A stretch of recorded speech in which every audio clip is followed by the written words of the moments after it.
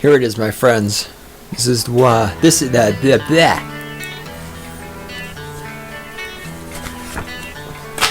Can't fucking talk. Great, we're off to a good start. You can scream and shout with all your might. This is the episode of Stating the Obvious that I have been promising you. And it's pretty likely it'll end up being 2 episodes.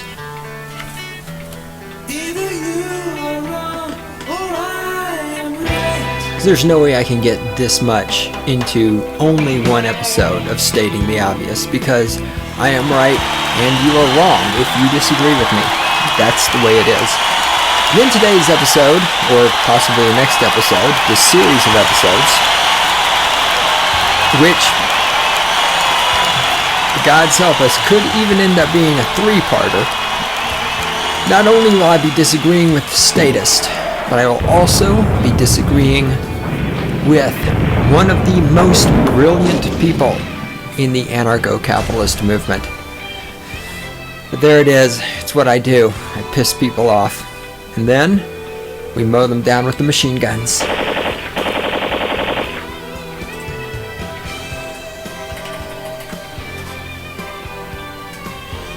Hi there. What's up? I am the Great One himself, Cynical Libertarian Society, CYNLIBSSC.com on the interwebs. You can send your email responses, or you can send naked pictures of yourself if you're physically attractive, to God at CYNLIBSSC.com. That's dog spelled backwards. God at CYNLIBSSC.com.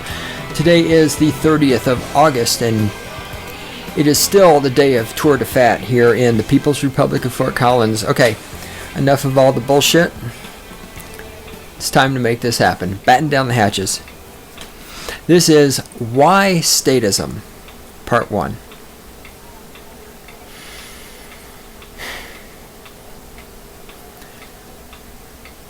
I've talked at length about this before. There are 2 species of human. There are Homo sapien statist, and there are Homo sapien anarchist. We are 2 different species. The one isn't going to become the other isn't going to become the one. Homo sapien statist is the natural slave that Aristotle wrote about. That was me fucking with the computer. Sorry about that. The natural slaves, the statist, they outnumber us. This is a fact.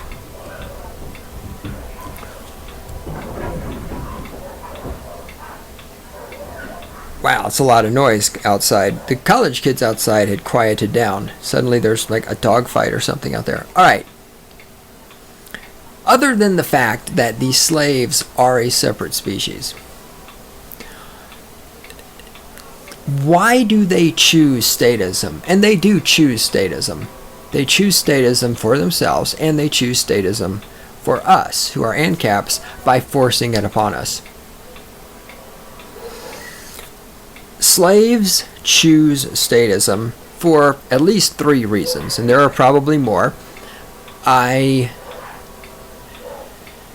have always tried to make it clear that, generally speaking, I don't think you can ever find one reason for any one thing, right? The stupid people, the 99%, the natural slaves, the statist, always want to believe that X is caused by Y, that Y causes X, Y is the only thing that causes X, X is never caused by anything other than Y, right? So when you talk to a left-wing statist, they will tell you that the economic problems in the United States are caused by Republicans. And if you talk to a right-wing statist, they will tell you the economic problems are caused by Democrats. It never occurs to any of them that both Republicans and Democrats may be contributing to the problem. It also never occurs to them that the corporations might occur to the problems. Never occurs to them the welfare state might contribute to the problems. Never occurs to them that the so-called public education system might contribute to the problems. And it certainly never occurs to them that their own behavior, their own actions, and their own beliefs, because your beliefs inform your actions, right? I mean, if you believe that redheads have no soul, then this will inform your behavior towards redheads, right? By the way, redheads don't have souls, but that's another story. They never believe that there could be multiple causes for something. Everybody wants a nice, simplistic worldview, right? This is why when the statist says to the ANCAP, well, without the government, who would build the roads? And when the ANCAP says, I don't know, somebody would figure that out. This is why the statist cannot accept that as an answer. Because for the statist, there must always be an answer. And there must be one answer. It must be this unified answer, right? So who's going to build the roads? The government. Oh, okay. Who's going to provide health care? Well, right now you could just buy health care any place you want, and oh, this is terrible, but oh, now Obamacare. Now Obamacare will make you buy health care. See, now for the statist, it all makes sense. Where does health care come from? Well, it comes from Obamacare. There's a law. So it's for the statist, they're not smart enough to understand multiple causes, multiple effects. They just can't process this. To them, if some single entity is not providing something, they don't understand how it can work.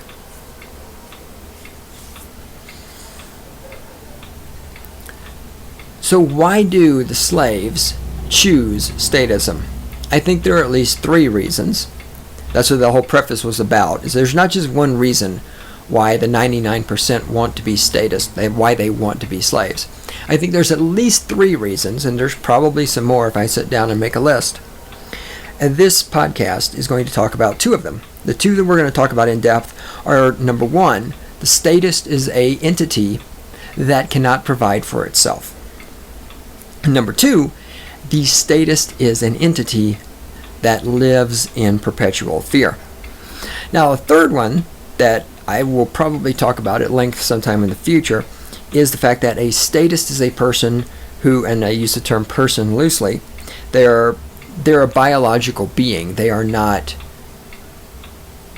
agents in any kind of moral sense, because they're purely responsive, and because a statist, like a religious person, has no internal set of morals. They have no internal set of values.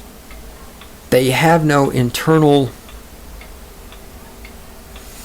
mechanism that informs them how to behave towards others. And again, I've talked about this at length before, right? The Christian says, well, you shouldn't kill other people. And you say, why not? Well, because God said so. It's like, oh, so you only don't kill other people because God said so.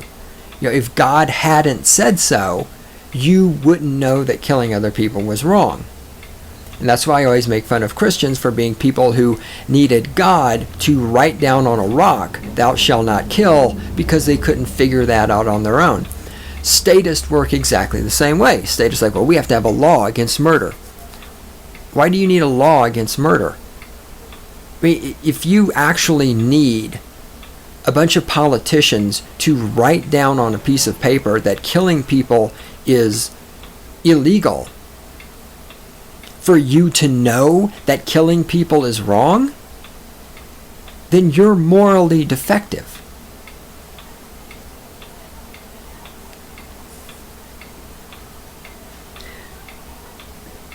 The statist values comfort and convenience more than they value their own freedom. That's the third reason. And it's not just your freedom, it's their own freedom as well. The statist will give up their own freedom for comfort and convenience.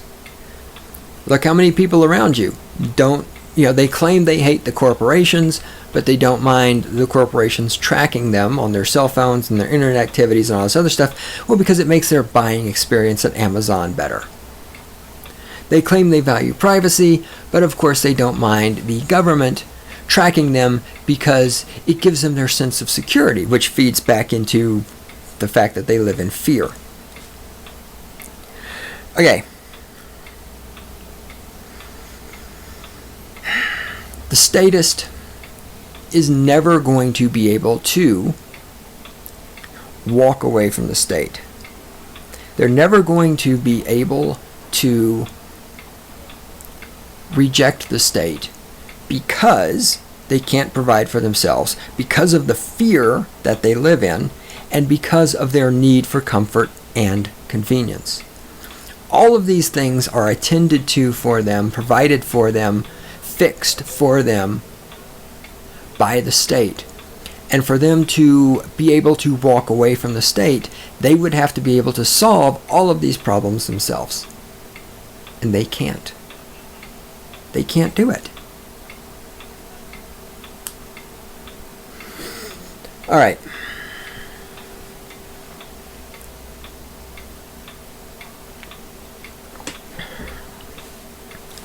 Start with number one.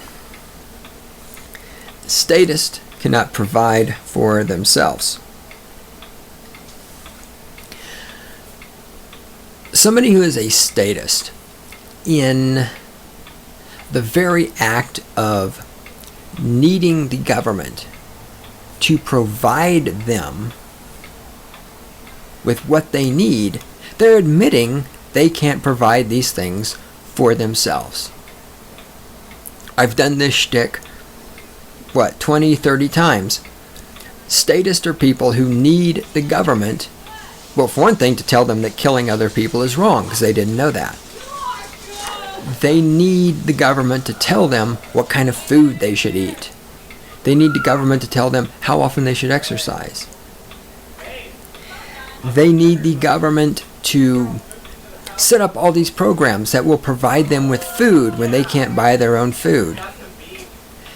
They need the government to set up programs that will help them get into college and help them get jobs and help them make money, help them get paid a quote-unquote living wage, because they can't create enough value for other people to get enough money to buy their own food, to buy their own clothing, to pay their own rent, to get an automobile. And of course part of that is because they live beyond their means, certainly. But part of that is simply because they don't have the ability to provide for themselves by creating value for other people and negotiating for other people, negotiating with other people, that is to say. So the statist cannot get an education and a skill set that allows him to create value for an employer or for clients directly, and then negotiate with the employer or with the clients, negotiate for a financial exchange, a wage, a payment, a barter, whatever, that suits his own needs.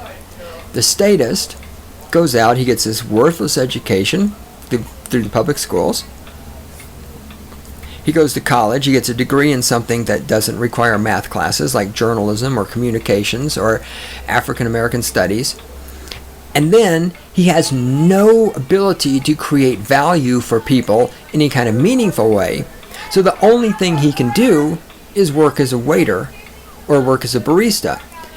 And since anybody can do those things, well, not anybody, but almost anybody, nobody's willing to pay those people a large amount of money. So the statist needs the government to create minimum wage laws to make sure that they get a certain amount of money that they would otherwise not be deserving of. The statist then needs the government to create welfare to supplement this income. The statist needs the government to give out food stamps. The statist needs the government to create low-income housing. All of this because the statist is not able to provide his own food and shelter, which is what differentiates the statist from every other animal, every other biological organism on the planet. Rabbits, wolves, lions, gazelle, elephants, amoebas, tuna, sharks. Every other biological organism on the planet can provide for itself, but not the statist. And the statist has Google, they've got cell phones, they've got the Khan Academy, they've got internet, they've got books, they've got other people around them who can teach them, they have computer, and they can't fucking provide for themselves. They're completely fucking helpless without the state.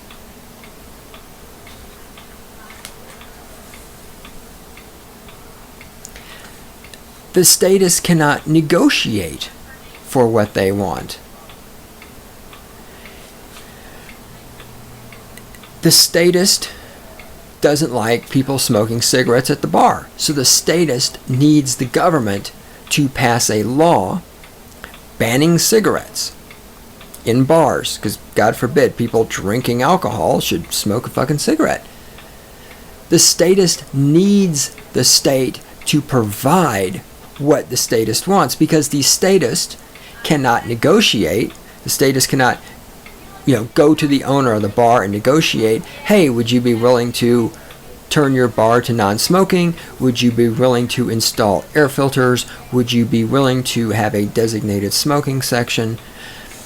The statist can't negotiate that type of thing, nor can the statist create value. If there is a value in having a bar where nobody can smoke a cigarette, then somebody who can create value would start that establishment. You'd start a bar and you'd say there's no smoking here, and people would come and take advantage of that.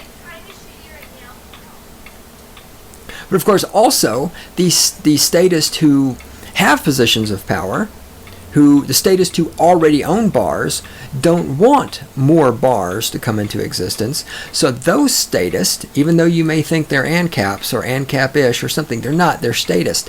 They don't want other bars to come into existence because other bars will threaten them, especially if, so let's say for example you own a bar and you're going to allow smoking in your bar, but somebody else opens a bar and it's non-smoking and a bunch of your clients go over there. Well, that new bar is now a threat to you. Or what if you own a bar and you go non-smoking, but somebody else opens a bar and they allow smoking, and a bunch of your clients go from your bar to their bar? The new bar is now a threat. That's why the statists who own businesses or run businesses love the government. They love the statist regulation. They love these laws that say you can't smoke in a bar anywhere, because it does what statists call leveling the playing field, which is another way of saying it punishes everyone and it prevents anybody from opening up a bar that competes with your bar in the sense of whether or not they allow smoking. It restricts the choices of everybody who wants to go to a bar, and it restricts the choices of everybody who wants to be the proprietor of a bar. This is a statist wet dream, right? As a statist who has a successful business, you don't want competition. I've talked about this before. This is why the corporations love all of these regulations about affirmative action and American with Disabilities Act and all this other shit, because you have to throw all this money at these things to put in ramps and push bars on your doors and to hire black people and hire women and all these other things. And for the mega corporations, they have shit tons of money. It means nothing to them. Oh, we have to hire some more black people? Just create some dead-end jobs that don't really do anything, hire some black people, throw some money at them, no problem. A small business owner can't afford to do that. Right? The state comes along and says, well, you have to have wheelchair ramps on all your doors.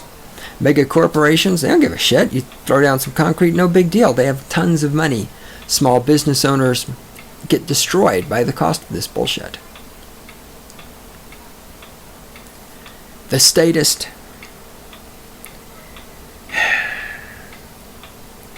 in their reliance upon the state to tell them what to eat, to provide them with a minimum wage, to do their negotiating for them. Essentially, that's what happens, is through regulations and stuff. Instead of being able to negotiate with somebody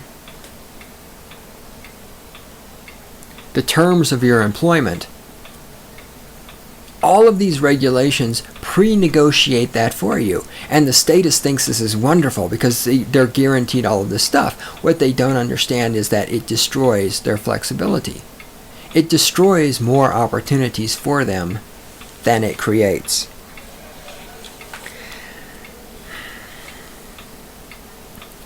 The statist cannot provide their own defense. This is why the statists love the police so much. Talked about this before. Right? Statists believe, well, the police, they're protecting me. The police are not protecting you. The police don't give a flying fuck about you. Talked about this ad nauseum. The police are there to protect the criminals.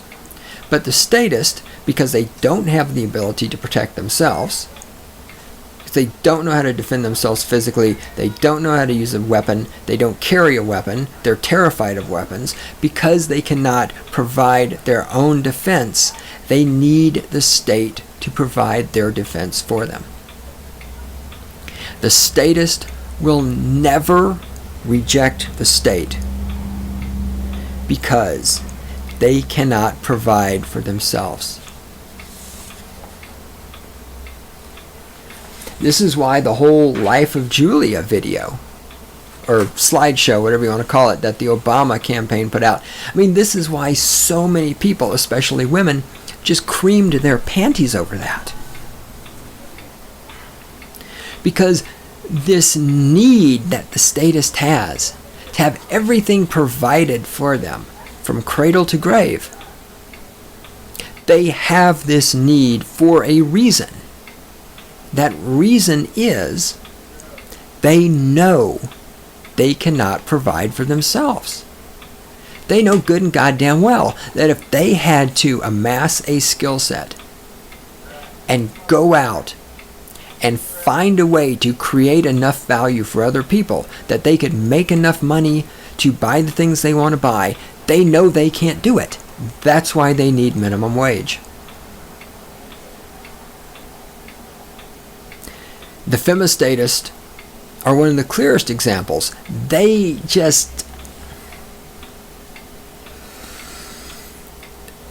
regard... So for the femistatists, the government and the corporations have taken the place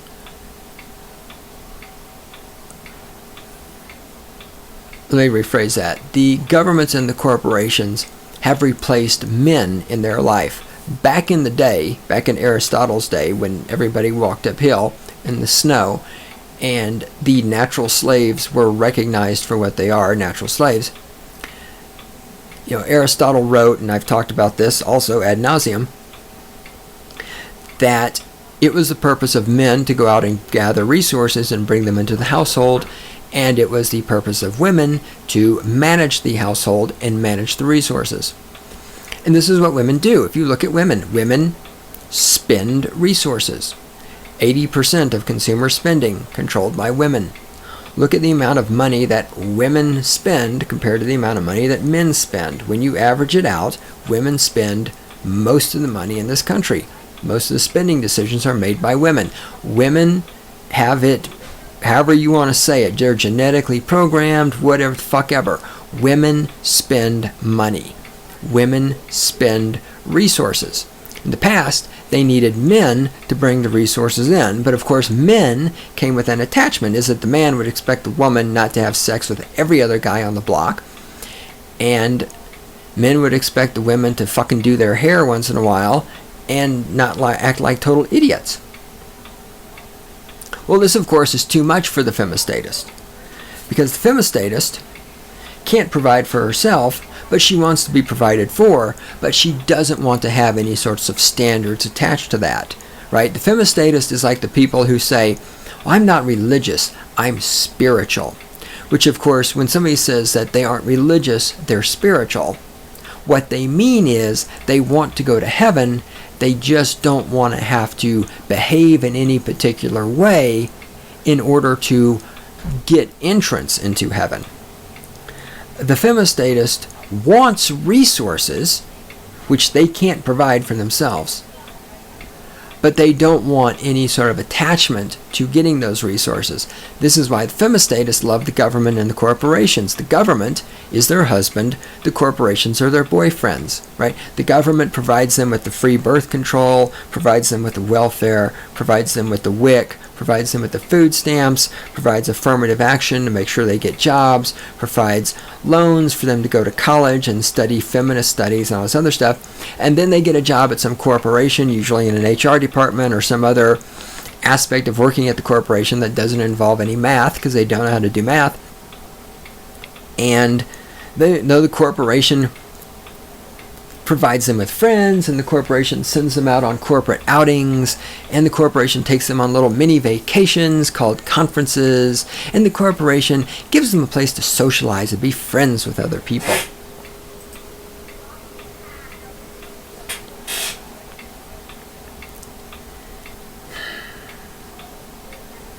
I'm going to put a link in the show notes to a great video by Davis Aruni entitled The Corporate Boyfriend, where he talks at length about the concept of the corporate boyfriend. It's a great video.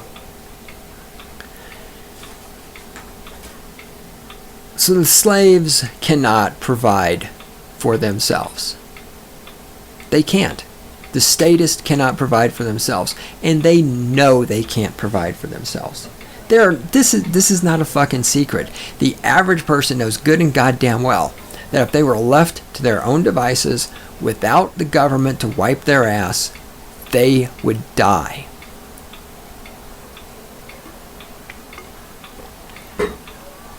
This brings us to the fact that the slaves live in a state of perpetual fear. Knowing that they cannot provide for themselves, they are afraid that they will die because they can't provide for themselves. Now, to go off on this, I want to read a comment that was left over on the YouTube channel by one of my regular listeners, and this is intelligent, it's insightful, and it's going to springboard us into the fear part of this conversation. So here we go. He starts off by quoting something that I said in the podcast he was commenting on. I said, slaves that are afraid are slaves that are easier to control. His response is, I disagree. Take a casual observation of animals in the wild versus animals that have been domesticated. Wild animals are afraid of everything, while domesticated animals have had the natural instinct of fear bred out of them. Which is easier to control, a deer or a dog?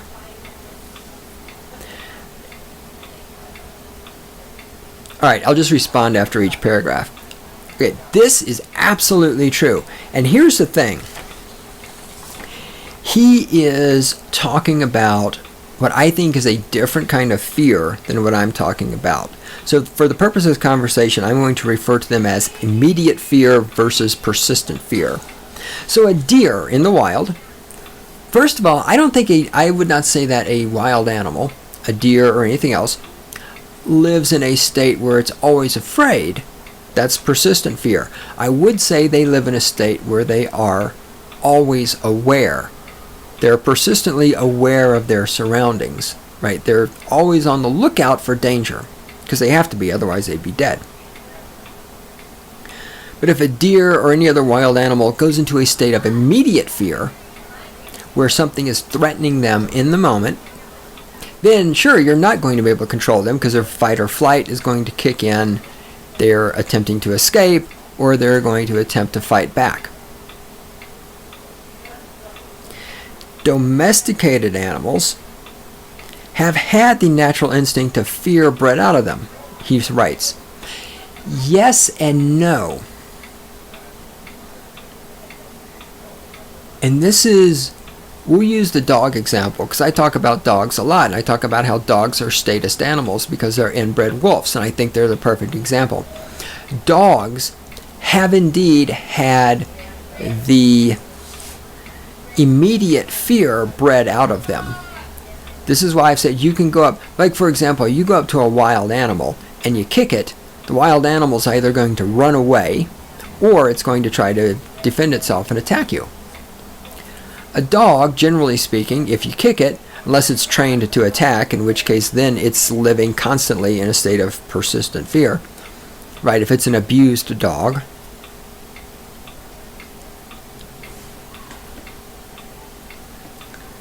A dog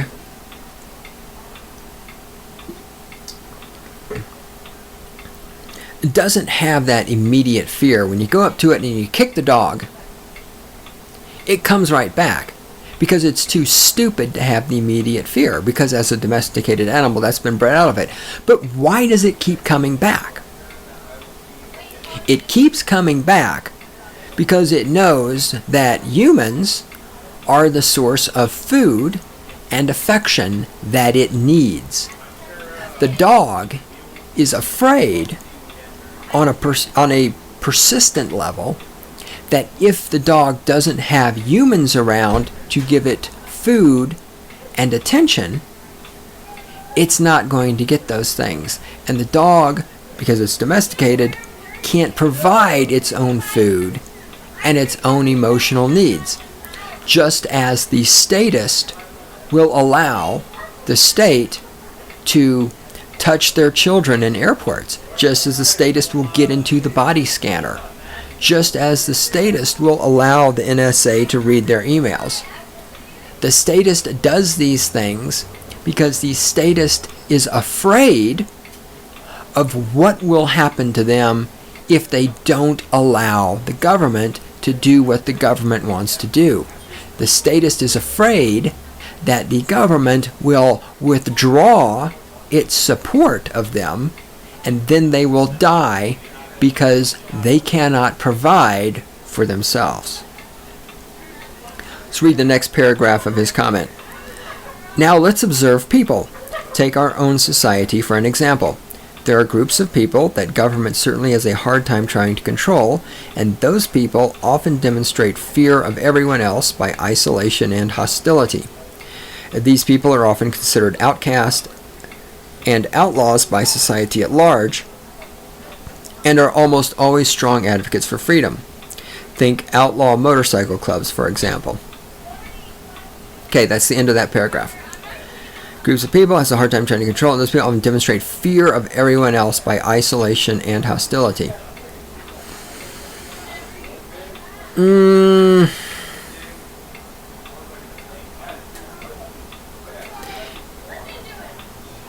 If you're isolated from other people, I'm not sure how you can be hostile towards them.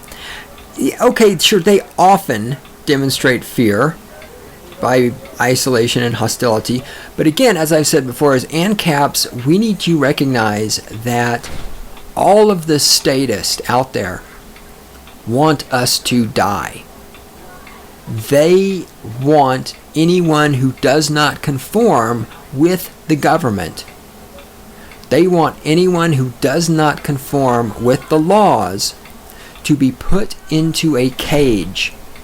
And if you resist going into the cage, they want you to be beat, physically assaulted until you get in the cage. And if you keep resisting, they want you to die. When the police shoot you, they will cheer for the police and talk about how wonderful it is that the police are here to protect them, because they can't protect themselves, from the evil criminals who, for example, want to smoke a cigarette within 20 feet of a doorway. That's illegal here in the People's Republic of Fort Collins.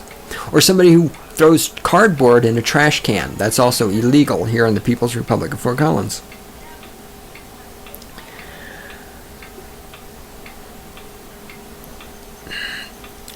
So, okay, I mean, fine. Sometimes they are into isolation and hostility. But if you could, who doesn't want to get away from people who want to kill them? And why would you not be hostile towards people who want to kill you? These people are often considered outcasts and outlaws by society at large. My disagreement with that is that who gives a fuck what society at large considers them? He's like, oh, the other slaves think you're a bad person for running away. Well, fuck the other slaves. They can suck my fucking balls. I mean, the fact, okay, so other people think they're outlaws. Who gives a shit what other people think? These other people are too goddamn stupid to feed themselves without help from the government. Nobody should give a fuck what these other people think. That's my response to that. Next paragraph. Now take your average voting, tax-paying, law-abiding sheeple citizen that runs on autopilot, thinking included, and never questions authority. These people are very often oblivious to the dangers around them. True, don't disagree with that. And almost always completely oblivious to the harm that their own actions cause through voting and paying taxes and obeying law and authority. Agree with that. Because they are so blind, they are also very unfearful and possibly even hostile towards those that express a desire for more freedom. Okay, first of all, I would say they are not possibly even hostile. I would say they are definitely hostile towards people who express freedom. Now, see, here's our first where I disagree with what he's saying. He says because they are blind, they are also unfearful. Okay, they are unfearful, yes. They are unfearful of what the state may do to them, right? These people are unfearful of the NSA spying on them. They're unfearful of the negative ramifications of Messiah care. They are unfearful of the economic impact of all the regulations on businesses. They are unfearful of the impact of the government printing money. They are unfearful of the impact of all the college loans that are not going to get paid back and how that's going to bust the college bubble, what it's going to do to the economy. They are unfearful of the ramifications of getting a college diploma in hyphenated studies and math avoidance. Yes, they are definitely, in that sense, unfearful. And I think, remember, I'm interpreting something somebody else has written, so my interpretation is that that's the version of unfearful he's talking about. I don't disagree. At the same time, these people are fucking terrified. They are terrified on a daily level of how bad everything will be if there is no state. Because remember, without the state, who's going to build the roads? These people are fearful that if you don't allow the NSA and the college loans and the worthless degrees and the printing of money and the wars in foreign countries, there will not be any roads.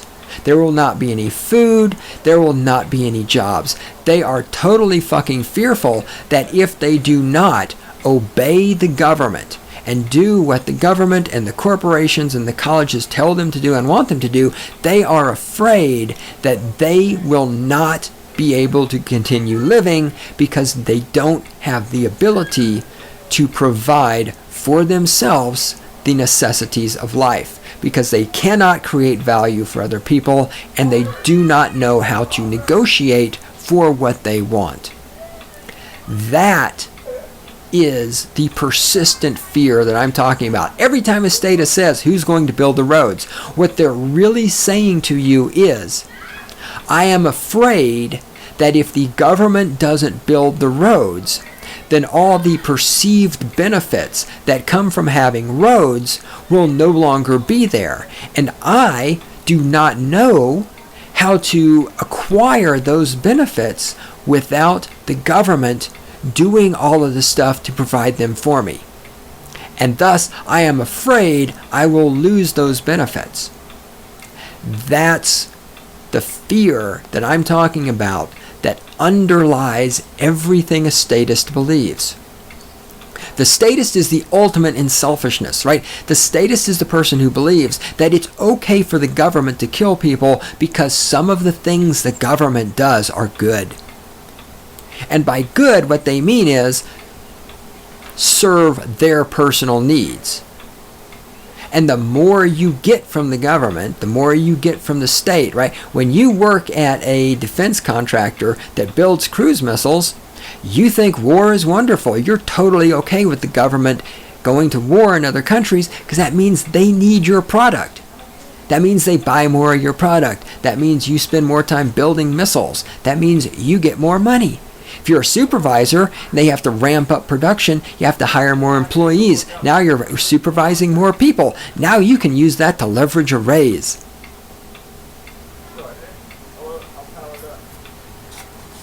Okay, let me read the next paragraph and the final paragraph of this comment. If you look at the history of slaves in this country, you can see clear examples of this in action.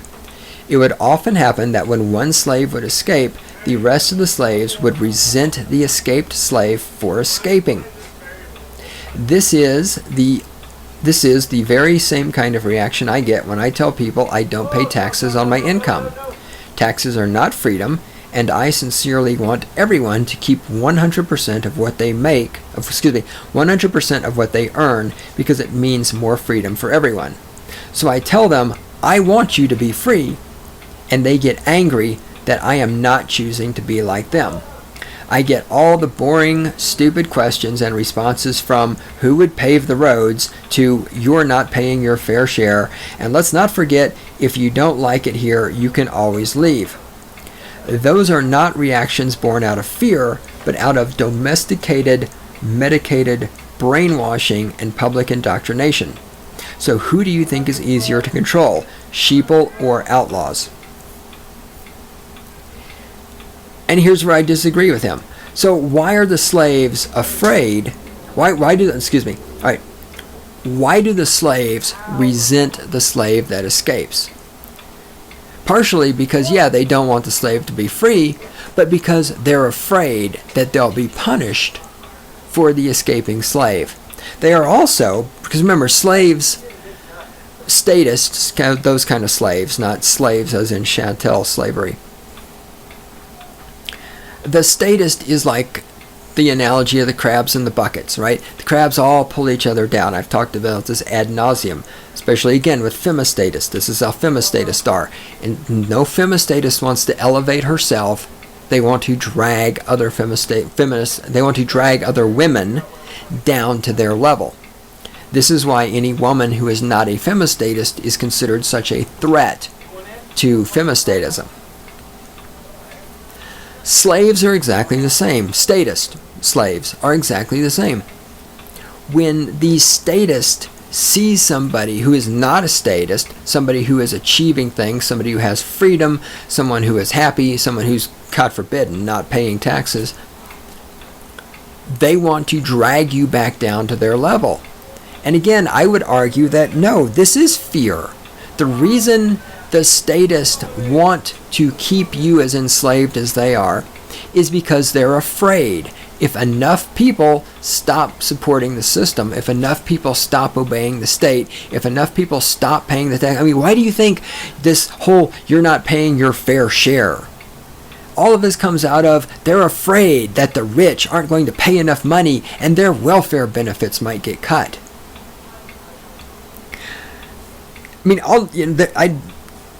I get his points and everything he puts in this comment, and I think that there is a sense in which he is absolutely right in all of his comments. But when he says that these reactions are not born out of fear, I already talked about it. When they say who's going to build the roads, that does come from fear. It comes from their fear that they're not going to get those benefits that come from the roads. They're absolutely fucking terrified. And I think it is fear. Who's easier to control, the sheeple or the outlaws? Obviously the sheeple. And again, so to try to put some perspective on this, I'm interpreting this as his perspective. He's saying the sheeple have had the fear bred out of them, and that makes them easy to control. The outlaws have the fear still within them, and that makes them difficult to control. And again, I agree and I disagree because of the two different kinds of fears. The outlaws have the immediate fear of what the state is going to do to them. The sheeple have no immediate fear of what the state's going to do to them. He's right. He's absolutely right. That fear has been bred out of the sheeple, and it is persistent in the outlaws, and that makes the outlaws hard to control. It's the other kind of fear. It's the persistent fear. I think that, and maybe the outlaws do have a persistent fear also. Maybe it's that they have a persistent fear of the encroachment of the state. And that contributes and reinforces their immediate fear that makes them hard to control. But the sheeple have the persistent fear of their inability to provide for themselves in the absence of the mechanisms of the state. And all of the sheeple questions, who's going to build the roads? It's fear that they will not get the benefits of the roads being there, right? Why aren't you paying your fair share? It's their fear that if there aren't enough taxes paid, they're not going to get their fucking WIC payments. Right? If there's not a law, if there's no government, who's going to provide the police? It's their fear that everybody around them wants to kill them and that they won't be able to defend themselves. So I think I understand his points. And I don't, in that particular context, I don't disagree with what he's saying. But no, I do absolutely think the statist is constantly motivated by fear. All right, let me consult my notes for a moment here and see what's the next thing I actually need to talk about.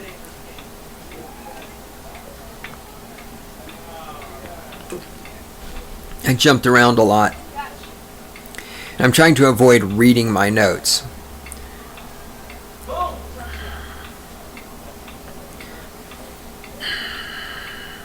And statists are afraid, right? Again, I actually did pretty good, I think, at explaining all of this shit. The statist knows he cannot do these things himself. Blah, blah, blah. The statist worldview is that no one person can provide roads, education, welfare. They're afraid. Blah, blah, blah. They're afraid. Read the show notes. Let me just read my show notes to you. Here we go. Okay.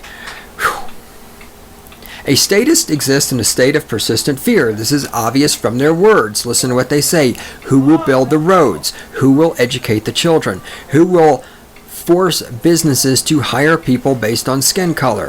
Who will pay me to be a single mother? Who will provide my retirement money? All these things arise from the fear a statist has that these things will not be done.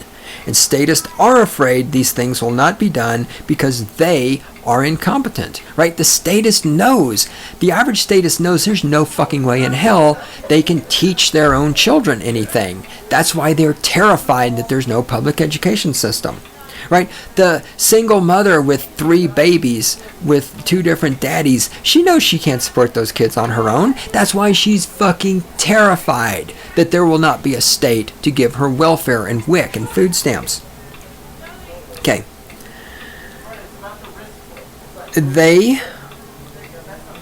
Trying to read my own shit. What a concept.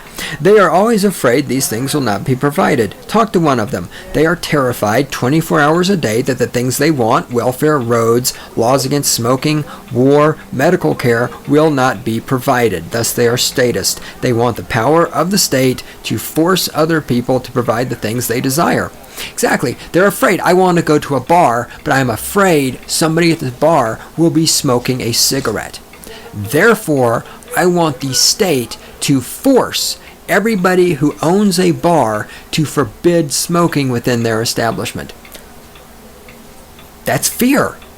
It's selfishness and it's fear. Their selfishness. They want a bar where nobody smokes cigarettes. They are incompetent. They cannot negotiate with a bar owner to have a non-smoking bar or a non-smoking section. They cannot start a business of their own where people drink and don't smoke cigarettes. And so thus they are afraid that they'll go to the bar and be exposed to cigarette smoke, so they get the state to force people who own bars to not allow smoking. Furthermore, their conformity is driven by fear.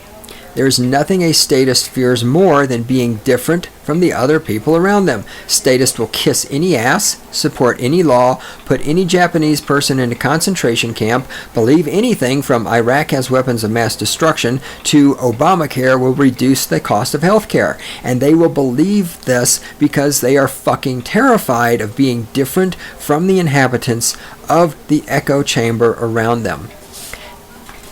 And this is a good place to leave off because I'm running out of time, and that's good.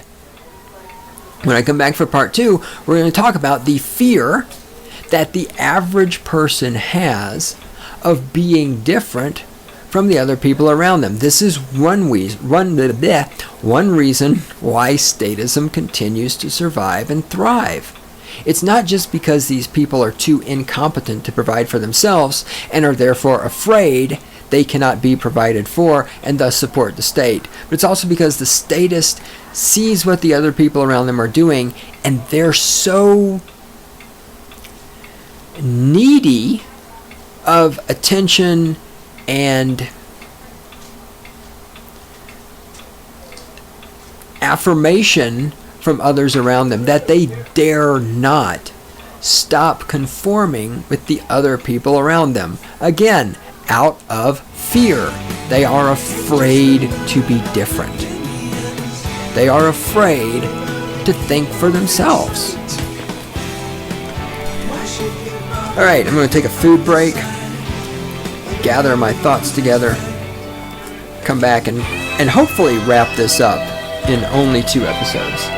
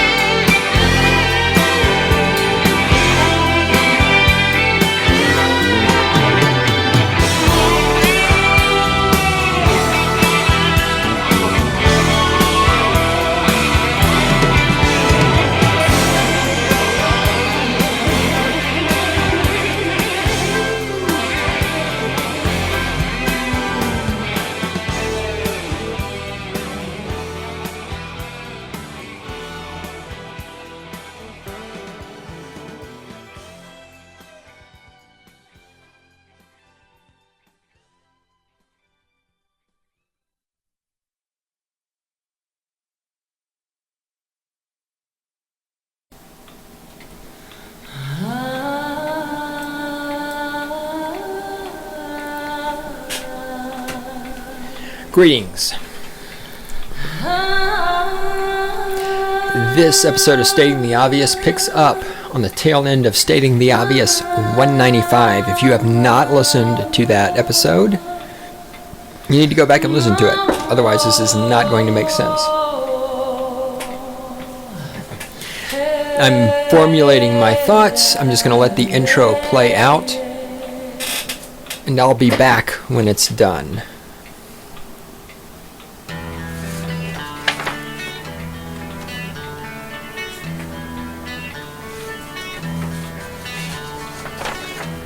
You can scream and shout with all your might. dig in your heels and hold on tight.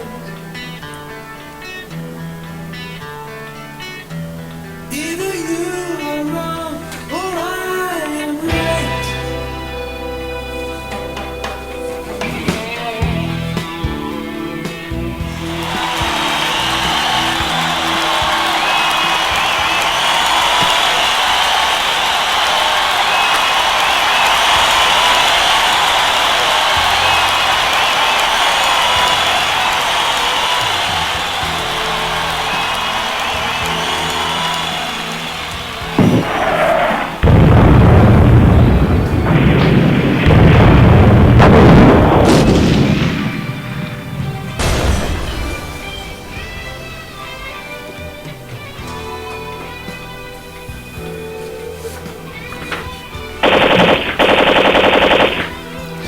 Okay, we left off talking about how statists are afraid. And how one of the ways the fear which statists always, the state of fear in which statists always exist, drives them to need conformity. As an example, and I have the PDF to this experiment, to the write-up for this experiment, I'm going to post that on the site. There's this experiment, I always refer to it as the 3 lines experiment. So what they did, what the experimenters do is, they have a piece of paper, whatever, it has 3 lines drawn on it. One of the 3 lines is clearly longer than the other 2 lines. The experimenters then bring a group of people in, and let's say it's 10 people. Of the 10 people, one of them is the person being experimented on. The other 9 people are all in on the experiment. So the experimenter will say which of these lines, or the experimenter says, are any of these lines longer than the other ones? And of course the person who is being experimented on will say, well, yeah, that one's longer. But the other 9 people will all say, no, they're the same length. And some percentage of the time, I don't remember what percentage of the time, you can read the fucking experiment paper for yourself, the person who is being experimented upon will change his opinion and say the lines are all the same length. Even though it's pretty obvious to anyone who's not a fucking moron that one of the lines is longer than the other ones. Now I guarantee you the people who change their minds and say, oh yeah, actually the lines are the same length, I can pretty much guarantee you those people are not ANCAPs. Those people are sheeple. And they're so scared of being different from others that when other people say, oh, this is true, something which is obviously false, they will conform with what the other people are saying. Fear. Fear of being different. Fear of not conforming. Fear that arises from the knowledge that they cannot provide for themselves. Also, how many times have I talked about it? The experiment, the reproductions of the Milgram experiment, where people shocked a puppy, where half of the men shocked the puppy to the full intensity, and 100% of the women shocked the puppy to the full intensity.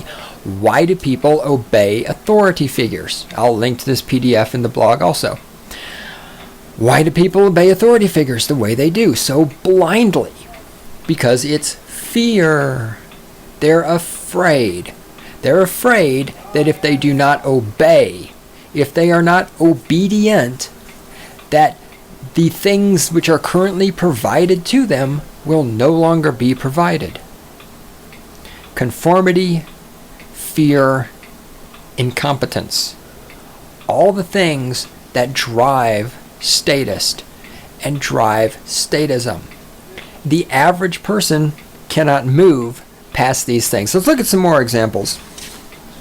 Fear. This is a story that I've been holding on to, that I've been wanting to tell for a long time, about how the fear permeates our society. So I have a friend, and she has a daughter who's 10 years old. And one day, this friend and another friend of ours who is a woman and I are standing there, and we will call them Alice and Betty. So Alice is telling the story about her 10-year-old daughter, how she was riding her bike down the street, down the sidewalk, whatever it was, and two men stopped her and asked her if she knew where the nearest gas station was at because they wanted to buy some cigarettes. And Betty immediately goes into, oh my God, they were going to abduct your daughter. They were child molesters. They were going to kidnap her. And Betty was just unable to comprehend that some men might ask a 10-year-old girl where the hell a gas station is at. And Betty's like, well, why would they ask a 10-year-old where a gas station is? And I'm thinking, and again, so I'm old. I'm thinking, well, when I was 10 years old, I knew where gas stations were at. I mean, what is so fucking magical about this? Why is it so hard to believe? And maybe I don't know, I wasn't there. Now, is it possible they were child molesters and they were going to kidnap her? Maybe they were. Maybe that's the new pickup line. Instead of, hey, little girl, I've got some candy, maybe it's, hey, little girl, do you know where there's a gas station so I can buy some cigarettes? But it's fucking, this is the People's Republic of Fort Collins, by God. It's not exactly like kids are being kidnapped off the street every day. And if they are, well, where the fuck are their parents? And by the way, who's kidnapping them? Where are these people's parents? Where's the 12 years of public education? Where's the 4 years of college? Where were their mother? So these two guys were going to kidnap her and have sex with her. Their mother, who is a woman, never taught them not to have sex with 10-year-old girls? Oh, but that's right, women are perfect, right? And of course, we need the state to protect us. Anyhow, Betty starts going off about how that's just inappropriate and you should not ask, strange people shouldn't talk to 10-year-old girls, and it's all just out of fear, right? This is the fear that permeates our society, especially with children. Anytime a man talks to a child, there's this instant assumption that, oh, he must be a pedophile. He's talking to a child. And then if children are so fucking smart, I mean, I'm sorry, but to be fucking honest, but how can you be 10 years old? You're out riding your bike. So if I see a 10-year-old riding her bike on the sidewalk, I'm going to make an assumption that she lives in that area. That's her neighborhood. That's why she's riding a fucking bike there. A 10-year-old on her bicycle should not be like 6 miles from her house, right? This should be her neighborhood. Okay, so a 10-year-old kid who rides her bike around her neighborhood should fucking know the neighborhood. So if I don't know the neighborhood, I would walk up to a 10-year-old child and say, hey, I'm looking for a gas station. Where's the nearest one? This is not even remotely beyond the cause of reason in my mind.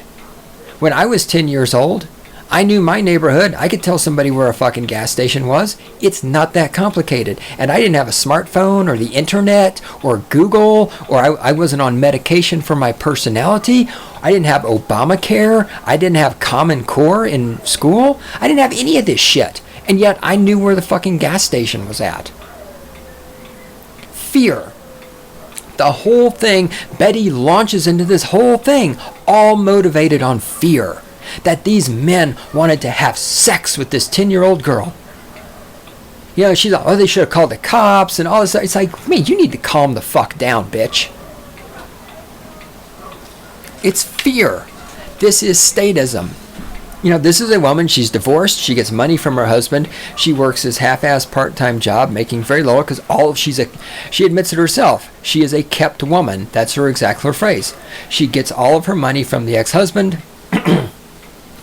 And she's basically just a statist who wants more and more fucking government, more people in prison, more laws, and she hates men.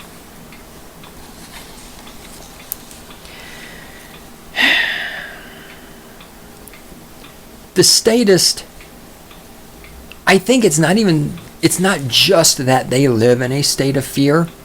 The statists crave fear. I think they're driven by fear. Again, you talk to the average anarcho-capitalist, they have this level of fear that says, yes, the government's coming to kill me.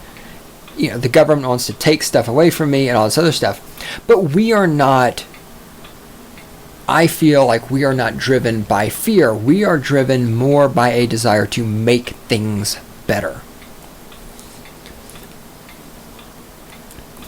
An anarcho-capitalist will want freedom to make things better. An anarcho-capitalist will want to get rid of the government and the corporations to make things better. The statist is not just driven by fear, but the statist actually craves fear in a completely different way. And this taps into motivational strategies. I've talked about NLP stuff before, and you can, I can acknowledge a lot of NLP is bullshit, and that's fine. But what we call motivation strategies, people are either moving towards or moving away. People are either motivated to gain pleasure or to avoid pain. And I would argue that the average anarcho-capitalist is a moving towards kind of person. Anarcho-capitalists do what we do in order to make things better. We do what we do in order to move towards pleasure. We do what we do in order to seek improvement, to make things better for ourselves and for everyone. Statists do what they do to avoid pain. Why do statists support Obama? Because without Obama, they won't get free birth control, right? Why do statists happily get in the scanner at the airport? Because without the scanners, then those evil Muslims, except of course that Islam is the religion of peace, will fly buildings into airplanes, right? Why do statists support the police state and all of these laws? Well, because if there's no laws and no police officers, people will go out and they'll kidnap and rape 10-year-old girls who are riding their bicycle on the sidewalk. Statists are not simply motivated by fear. They're not simply motivated by moving away from pain, trying to avoid what they see as potential pain. They actively crave fear. I mean, look at everything the statists have come up with, and this is just my short list and off the top of my head. Right, we're all going to die when some meteor hits the Earth. And I saw something in the newspaper some time ago, there's a meteor could hit the Earth in 2027 or some shit, whatever. There was the Y2K scare. There's global warming. We're all going to die from global warming. There's overpopulation. We're going to die from overpopulation. There was the 2012 Mayan calendar. We were all going to die then, right? The statists are constantly coming up with these threats that are going to destroy nuclear war. We were all going to die from nuclear war, which was odd because all the nuclear weapons were under the control of the government, which of course the statists believe the government is the source of everything. Right? The statists want the government to control every aspect of their life because they believe the government knows all, can be all, can do all, is always right, never makes mistakes, yet they were terrified there's going to be a nuclear war and we were all going to die, even though the government, which they worship, was in control of the nuclear weapons. So the statists are always manufacturing things to be afraid of. Just like with e-cigarettes. There's this thing now how kids are taking this liquid from electronic cigarettes and drinking it and getting high off of it. And that's why we have to make them illegal to protect the children. I mean, just these manufactured crises, these manufactured threats. The statists just invent this shit. This is shit that just comes out of your ass. Every man is a pedophile. Kids are getting high on electronic cigarettes. The fucking list goes on and on and on. It's simply manufactured crises to drive their need for being afraid. The statists are terrified of everything. Everything terrifies them, and only the government can protect them. And it doesn't matter left-wing statist or right-wing statist. It manifests in different ways. The right-wing, I know I give the left-wing statist a lot of shit about wanting the government, regulating hate speech and regulating who you can hire and regulating wages and all this shit. The right-wing statists are just as bad. They're afraid women will get abortions. Oh, we got to stop that, right? They need to get their religion on people. We got to.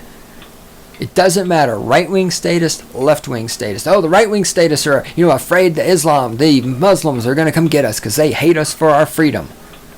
That's why we got to have the fucking TSA. That's why we got to have a Homeland Security. That's why we got to fucking wars. You just don't see any fucking right-wingers opposed to the wars. Even though Obama's president, you don't see one fucking right-wing anti-war protester, do you? Because they're afraid. Because they're fucking terrified. Speaking of idiots, let's do some more reading from commentary on social media. Now this is a comment that was left by a former friend of mine on Facebook. After he posted this on his wall, I found it necessary to unfriend him and remove him from my life permanently because he's a fucking douchebag. Here we go. Here's what he's got to say for himself, and this will all tie back into statists not being able to provide for themselves because they're incompetent, and statists being afraid, and it'll also bring up some other new stuff. Here's what this fucking idiot wrote. Quote, "In my experience, libertarianism, hardcore libertarianism at least, is a young man's philosophy. It's very, I can do it all myself. I don't need anyone's help, and nobody has ever helped me anyway. Just get out of my way, you're cramping my style, and who asked you anyway?" So when I see 20-year-old libertarians, I smile and nod and think, the world has been very kind to you, that you can afford to hold such a self-indulgent fantasy. Enjoy the naivety while you can, you are blessed. But the world is a tough place, and eventually most folks grow out of it. They begin to understand that no man is an island, society is vital, and the government frequently does good, important things that the free market just can't or won't do. As you start to realize that, you actually enjoy living in a real 21st century world rather than the fetishized 19th.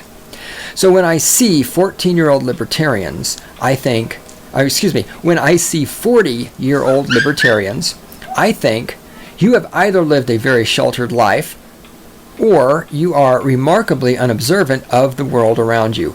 Libertarianism is a kid's game and you ain't a kid. Now, let me point out that this comes from a man who goes to comic book conventions and takes pictures of girls in cosplay costumes. And he's accusing libertarians of living in a fetishized world. Of course, if I was married to the fat, dumpy, homely woman he's married to, I would take pictures of girls in cosplay outfits also. Alright, I mean, there's just so much wrong with this. In my experience, libertarianism, in other words, what he's saying is, I don't actually know what libertarianism is, but in my experience, which means my fucked up worldview, this is what it is. Say, it's very, I can do it all myself. There is no anarcho-capitalist who believes they can do everything themselves. Anarcho-capitalists are perfectly aware that all humans are interdependent on each other. That what makes a society. Okay, it's statists who believe they can do everything themselves. Look at, God, here we go again. The strong, independent woman. She doesn't need a man. She can do everything herself. She is the epitome of statism. The strong, independent woman is the epitome of statism. And her entire fucking worldview revolves around she doesn't need anybody else. She can do everything herself because she's getting her alimony and her child support and her welfare and her WIC and her food stamps and her Social Security and her Medicare and her Medicaid and her free Obamacare birth control. And she doesn't need anyone else.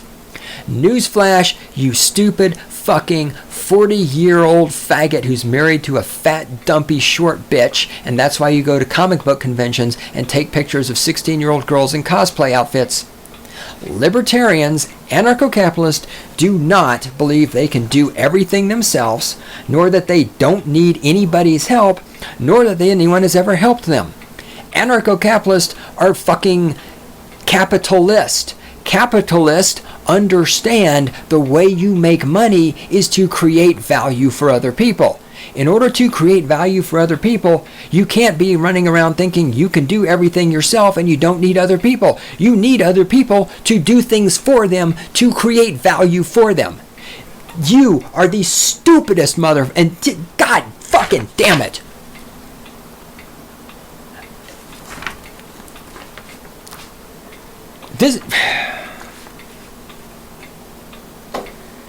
So when he sees 20-year-old libertarians, he smiles and nods because he's so fucking knowing. He just knows so much. He's so wise.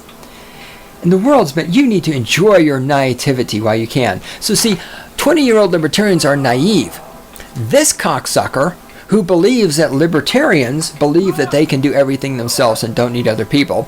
This cocksucker who believes that the government frequently does important things and therefore that justifies all the bad things the government does. This cocksucker who goes to comic book conventions and takes pictures of 16-year-old girls in cosplay outfits is calling libertarians naive.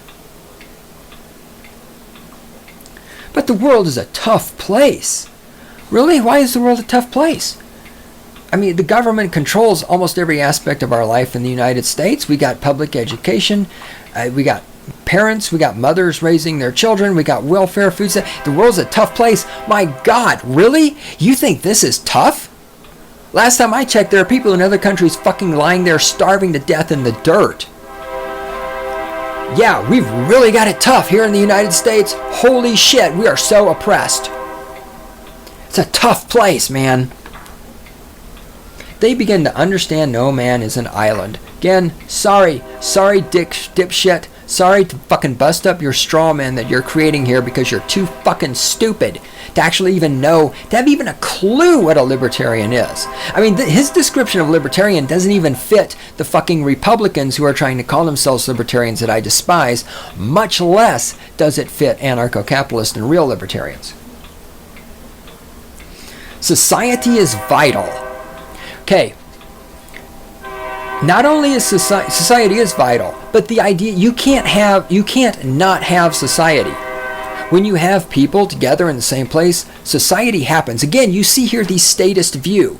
Okay, and again, what is the fear underneath all of this? See, society is vital. The government frequently does good, important things that the free market just can't or won't do. There's the fear. You see, there's the fear that if the government doesn't do these vital things, they won't happen. And one of the vital things is the government provides society. Wow. Holy fucking shit. How can you be this clueless and still be smart enough to metabolize oxygen and carbon dioxide? Did you know that animals have societies? Ants, wasp, bees, wolves, gazelle, lions, crows, whales, dolphins. Once again, we see animals have societies. They don't need government to dictate the society to them. Statists are so fucking stupid.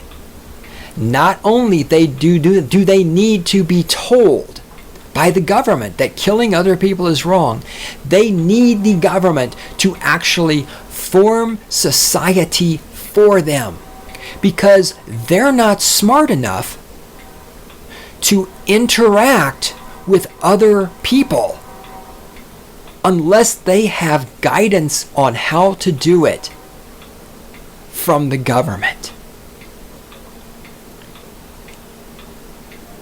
Incompetence. In fucking competence. They are terrified that without government there will be no society. And yes, there are some things the free market cannot do and will not do. For example, killing people in foreign countries with flying robots. The only way that is economically sustainable for the defense contractors who build those flying robots and for the people who have the jobs of piloting those flying robots is because of the government. In a free market, nobody would pay people money to build flying robots, send them to Afghanistan, and use them to kill people. The prison industrial complex. In a free market, there's no way in hell you would have the prison industrial complex. Wouldn't happen. There's no way in hell in the free market anybody would dump into the prison industrial complex the amount of money necessary to make that functional. The prison industrial complex can only happen with the state. The last couple of casts, I've talked about how colleges and public education would work in an anarcho-capitalist society. The college education system we have now, where people take out huge loans, go into debt to get diplomas that cannot get them a job, that would never happen in a free market society. So he's absolutely right. There are a whole lot of things that the free market cannot or will not provide. And are those things important? Well, they're important to the state because they maintain the state, and they're important to the statist because they feed into the statist need to be afraid of their own incompetency. And then there's always this hint, that, well, if we had anarcho-capitalism, we'd live like cavemen. We'd be living in the 19th century instead of the 21st century. Yes, because if the state went away, not only would all these people run around and start killing other people, even though, again, I've talked about this before, everybody in the United States right now has had 12 years of public education. They've all had 18 years of being parented by a mother with 12 years of education and possibly college. These people, but all of these people, if there's suddenly no government, they'll all run out and start killing each other. And if there's no government, suddenly all of the infrastructure will just fall apart. All the cars will stop working, all the roads will decay, all the cell phones will shut down, the electricity will all go out, because God knows the free market would never have any incentive to provide people with electricity. I mean, who would buy electricity? Right? You can't make any money selling electricity.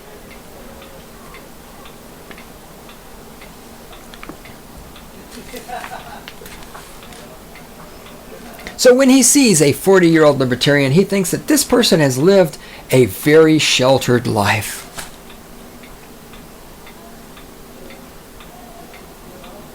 This is a faggot who goes to comic book conventions and takes pictures of 16-year-old girls in cosplay outfits and who is completely dependent on the state. And he thinks libertarians lead a sheltered life.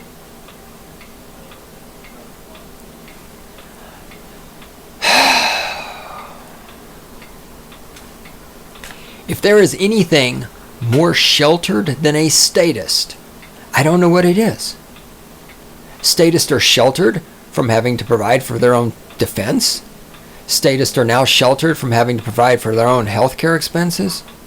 Statists are sheltered from having to provide for their own retirement because they think mistakenly that Social Security will be there for them.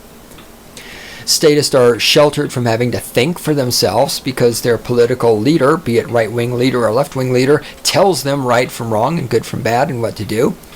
Statists are sheltered from having to decide, do I go to a bar that allows smoking or do I go to a bar that is non-smoking? Statists are fucking sheltered from everything in their life.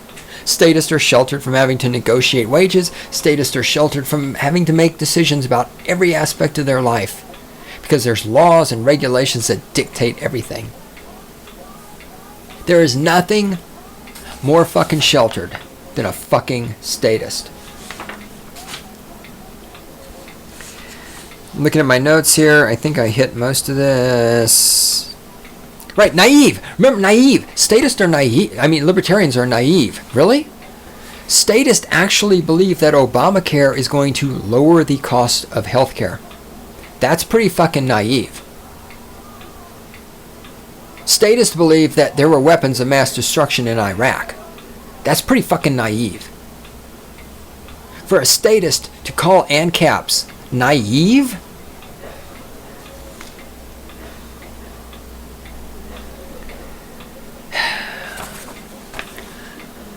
I've told this story before, but I'm going to tell it again because this is relevant and it ties in. This piece of shit is the same piece of shit that I used to do role-playing gaming with, RPGs. And we were playing, as a group, we were playing a game called Exalted, which is one of the best RPGs out there. If you're into RPGs and you've never played Exalted, oh, it's fantastic. The universe of the Exalted universe is absolutely amazing. Anyhow, we had somebody game mastering for us who was not a typical game master in our group. He was not usually a game master, and he wanted to run Exalted, so he was doing it. And we eventually, after, I don't know, 7-ish sessions, had to quit playing the game because the other players could not handle it. And here's why. Typically, when either this douchebag that I just read this comment from, or one of the other stupid fuckers who usually game mastered the group, we would always play some group of people who was taking orders from above, right? So we're superheroes, but we get our orders from the government, of course, right? Or, you know, it's the standard Dungeons and Dragons. You're going around and you're questing, so you get your quest. Somebody, you know, go rescue my daughter. So you have some exterior goal. You have a goal. Let me start that again.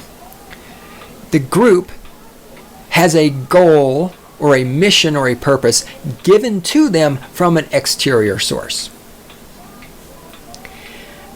The person who was game mastering us in Exalted, so in Exalted, you just need to know this, you are essentially a demigod. You have huge amounts of power.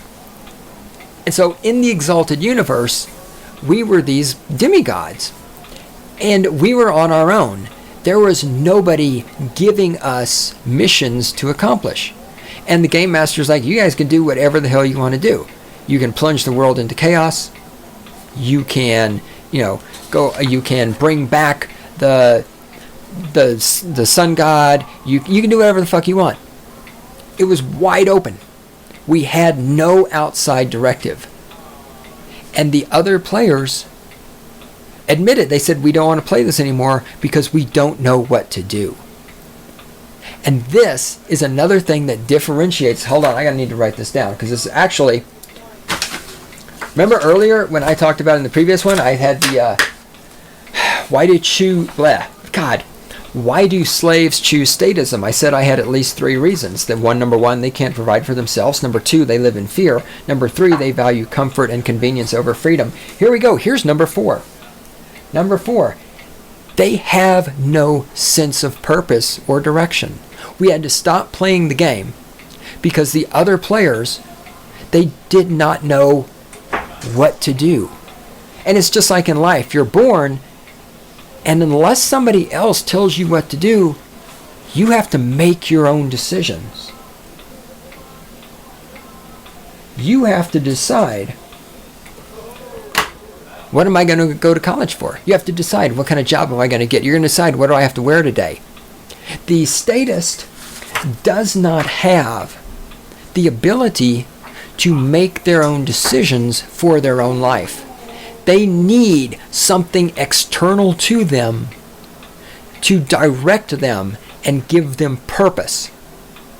This is why they love public school. In public school, you're told what class to go to. You're told what room to be in. You're told when to show up. You're told when to go home. They love working for corporations. You're told when to come to work. You're told when to go home. You're told what to do. You have a boss who tells you what you're doing. You're constantly told. They love the government. The government tells them what to do. The government passes the laws. The government tells them what they're allowed to do and what they're not allowed to do. Statists need to have direction, purpose given to them from an external source.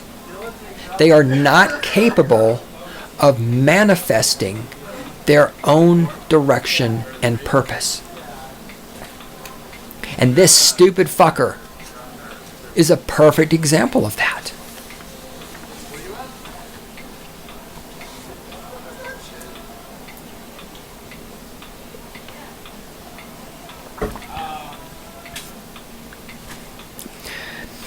I was listening to a Stefan Molyneux cast a while back, and he was having a discussion with a caller who had called in and was talking about how do we spread statism. We're now transitioning to the how do we spread statism part of this podcast. And in the course of the conversation, the caller said to Stefan, "We are surrounded by statists."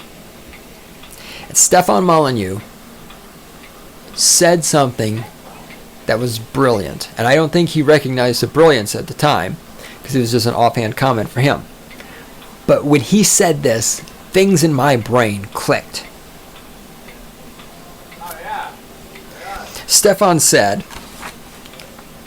quote, "No, we are surrounded by people afraid of being uncomfortable. It's up to us to make them uncomfortable instead of letting them make us uncomfortable." You prick. Did you just hear the college kid outside go, "Oh yeah, you prick"? That's the future of America right there. Their drunk. Said, "It's okay, man. In a couple of years, they're going to be working for corporations and wishing they could slit their own throats." They really are. All right, let's think about that. You prick. You prick. And here's what Stefan means by that.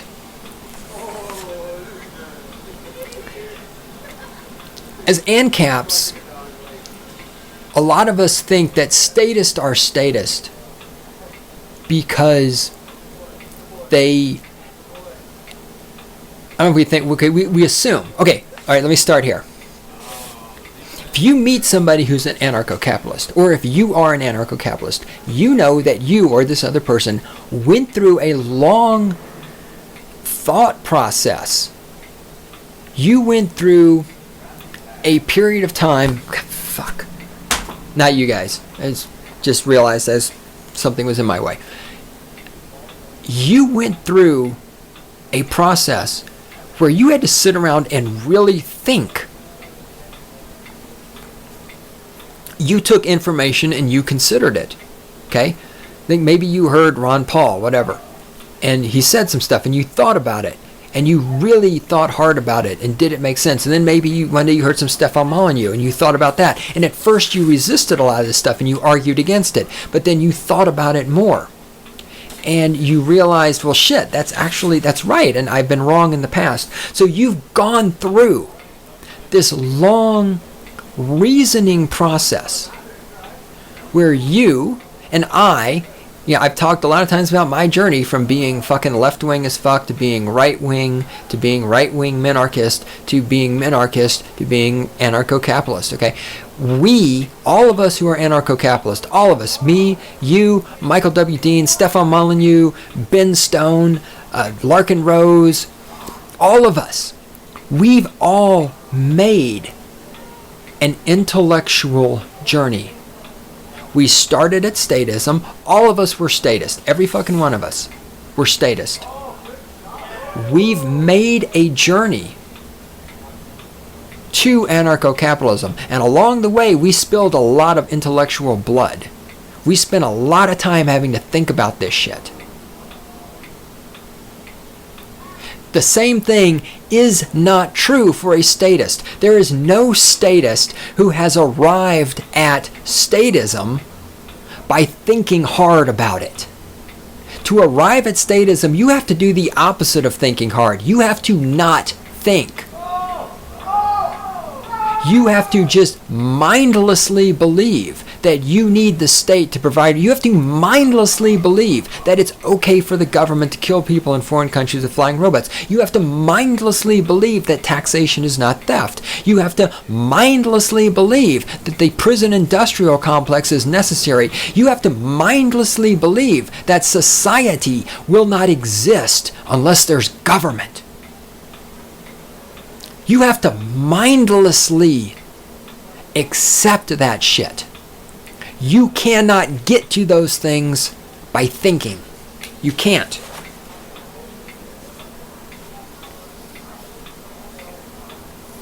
So when you make the statement that we are surrounded by statists, And I've said the same thing. I say it all the time that we're surrounded by statists and slaves. Okay, so on a very, on a casual level, yeah, fine, whatever. But if we're looking at this philosophically, if we were really analyzing the words coming out of my mouth, it's not true, because these people are not statist because they've actually thought about it and determined that statism is the correct philosophy.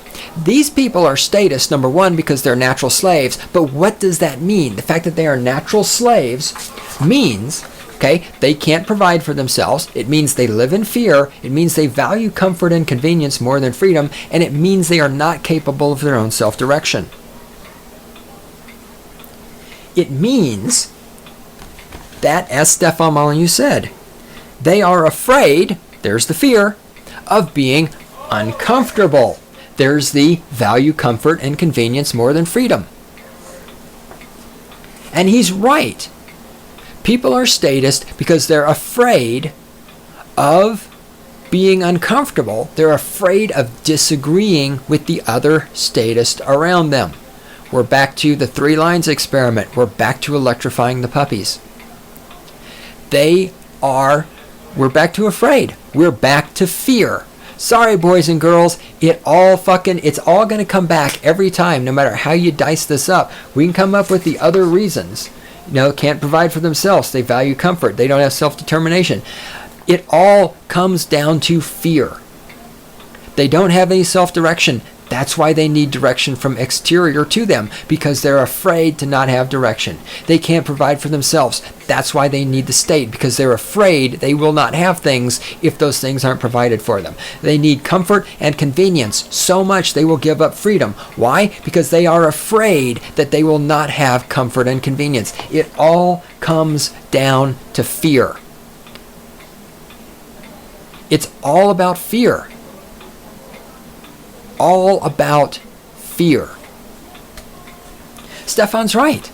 These people are not statist because they have intelligently, philosophically gone through a process and arrived at the conclusion that yes, statism is the way to be. They are statist because they are afraid to think. They're afraid to be different.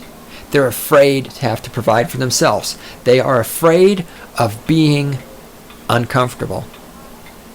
And what Stefan was getting at in his comment is that when, the statist says, well, but without the roads, who's going to build the roads, blah, blah, blah.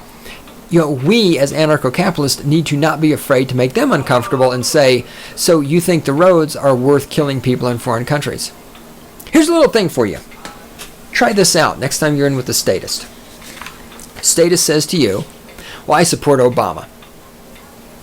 Okay, you support Obama, so you support his war, you support the prison industrial complex that he supports, you support the war on drugs that he supports, you support killing people and flying robots that he supports, you're saying that Obama has never done anything that is morally, ethically, whatever word you want to use, bad. You support everything Obama's ever done. And they'll say, well, the stupid ones will say yes. There's nothing you can do with that. If you get one who says, well, no, I don't support everything he's done, I said, but you support Obama. So that means you support everything he's done. And they will say, well, no, it doesn't. You can support the president without agreeing with everything he's ever done. That's your key phrase. You want to get them to say that you can support the president without agreeing with everything he did. Okay? Once they've admitted that, that's when you spring the trap. You say, well, I support Adolf Hitler. And they'll say, you hate Jews. Oh, no. I mean, you can support Adolf Hitler without agreeing with everything he did. Right? And watch how fast they will tell you that if you support Hitler, you do agree with everything he did. You can't support Hitler and not agree with everything he did. Yet this person will have just said to you that they support Obama, but they don't agree with everything he's done. They don't really support Obama. They're just fucking terrified of not supporting Obama if the people around them support Obama. And knowing this, understanding that statists are not philosophically committed to statism. They are philosophically committed to their fear. They're philosophically committed to being afraid of being uncomfortable. So when the statist says to you, who's going to build the roads, you need to come at the statist with the number of people in prisons who get raped. You need to come at a statist with the number of people who get killed in the wars. You need to come at the statist with people getting killed with flying robots. You need to come at the statist with, if the government has welfare to prevent poverty, why are there so many poor people? Right? Don't you need to just fucking pound these people in the face, metaphorically speaking? If you did pound a statist in the face, non-metaphorically speaking, I wouldn't see anything. They're trying to make you uncomfortable by saying things like you hate Jews or you hate black people or without the roads, children are going to starve. That's all they're doing. They're trying to make you emotionally uncomfortable because that's what works on them. That's why they are statist, right? It's for the children. This is why you can get statists to believe anything if you tell them it's for the children, because they're terrified of being emotionally uncomfortable. This is why all of these fucking scams and, liking shit on Facebook. I liked fight AIDS in Africa on Facebook. They're not doing that because it does any good. They're doing that because it feels good, because they're scared of being uncomfortable. Understand that. Understand that Stefan's right. They are not philosophically committed to statism. They haven't gotten there by going down an intellectual path. They're just doing it because they're afraid of being different. Okay. Can we fix them? Can we save the statist? Can we convert the statist?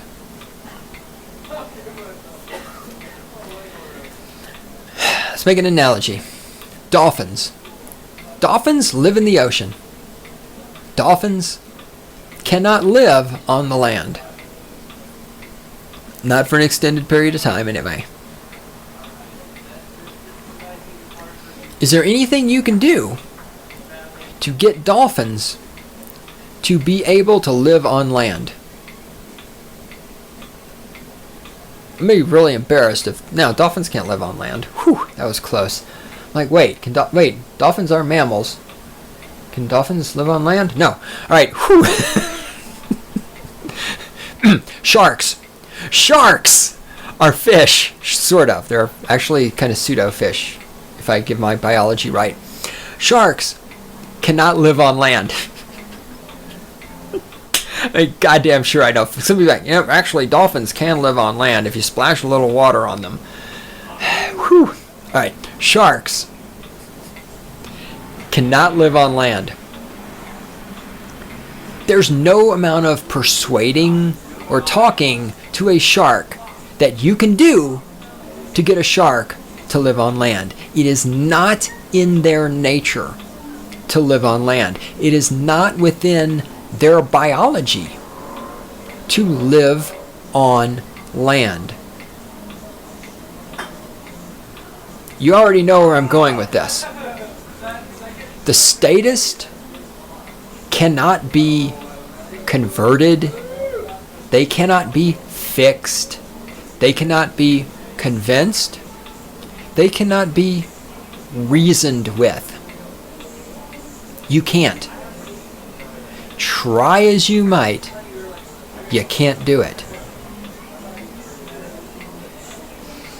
How does this tie in with Stefan's comment that they're not statists, they're just afraid of being uncomfortable? Yes, but why are they afraid of being uncomfortable? And smart people are going to say that I'm using circular reasoning. I don't necessarily disagree with that. So hear me out. They're not statists. They're simply afraid of being uncomfortable. Why are they afraid of being uncomfortable? Because they are natural slaves. We're back to Aristotle. They are the natural slaves. And I've said natural slaves are statists, statists are natural slaves. And that's where you could say I'm circular reasoning. It's a progression. They're natural slaves. Because they are natural slaves, They are afraid of being uncomfortable. They're afraid of not being provided for. They're afraid of having to determine their own destiny. They're afraid of not having comfort and convenience. Because they are natural slaves, they are afraid of everything. Or you could say they're afraid of everything and therefore they're natural slaves. Either way, whichever of those two comes first, I think it's okay to make arguments either way. If you've got an argument about which one you think comes first, lay it on me. But the fear, again, the fear is the root. The statism comes out of the fear. They are going to be statist as long as they are afraid. Those of us who are ANCAPs are people who are born with the ability to not be afraid of everything in the world around us. The natural slaves, they have the fear of everything around them. And you can't take that out of them any more than the fact that a shark has gills and therefore needs to be in the water to live. Okay, statist, they come with that fear. It is a part of their brain chemistry. It is a makeup of their brain. It is genetically determined by their wetware. It is part of their neural biology. It is in there. And there is no fucking way, at least not until medical science allows us to alter people's brains, there's no way to take that out. They are afraid of everything. This is why I keep saying, I don't mean this metaphorically. They are a different species. There is something genetically about them that is broken. There is something about statist that is biologically different from anarcho-capitalist. We are not the same fucking species. And I know that hurts your feelings, and I know you're thinking about concentration camps and Hitler and all this other shit. And again, why are you thinking that? Fear. If when I say this, if this makes you afraid, you know you're a statist. You know you're a natural slave. When I say this, if you think to yourself, shit, I never thought about that before, I think he might be right, you're an anarcho-capitalist. Welcome to the fold. There's going to be a part 3.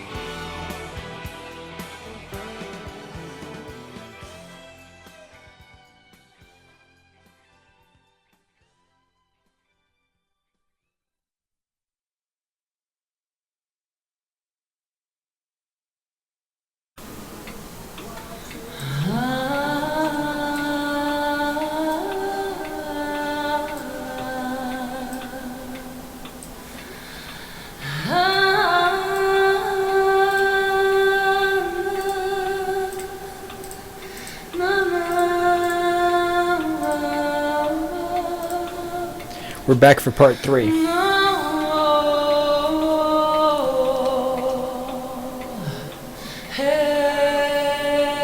Why Statism, part 3.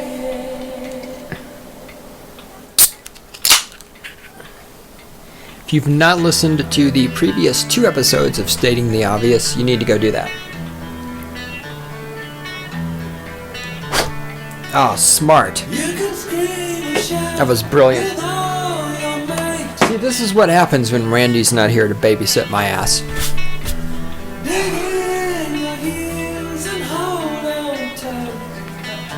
At least the beer did not get on the microphone.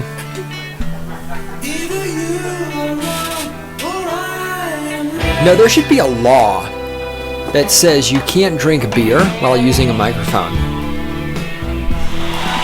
I mean, we really need to do this for the children.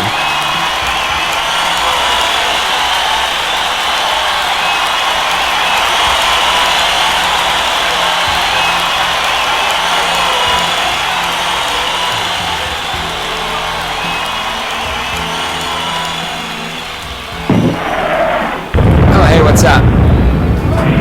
This is Stating the Obvious podcast, a cruise missile that I launch of my intellect, something like that. I'm not drunk or anything. I'm really not. I just opened the beer.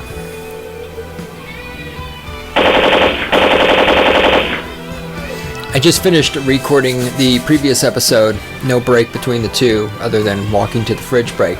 Because I just want to knock this out. Get this done. Of course, as I'm going along, I'm actually thinking of additional things. I'll be going back and adding some stuff to the show notes. Not that, I feel really good about this. My feelings. Let's talk about feelings. I feel really good about this entire cast and the content.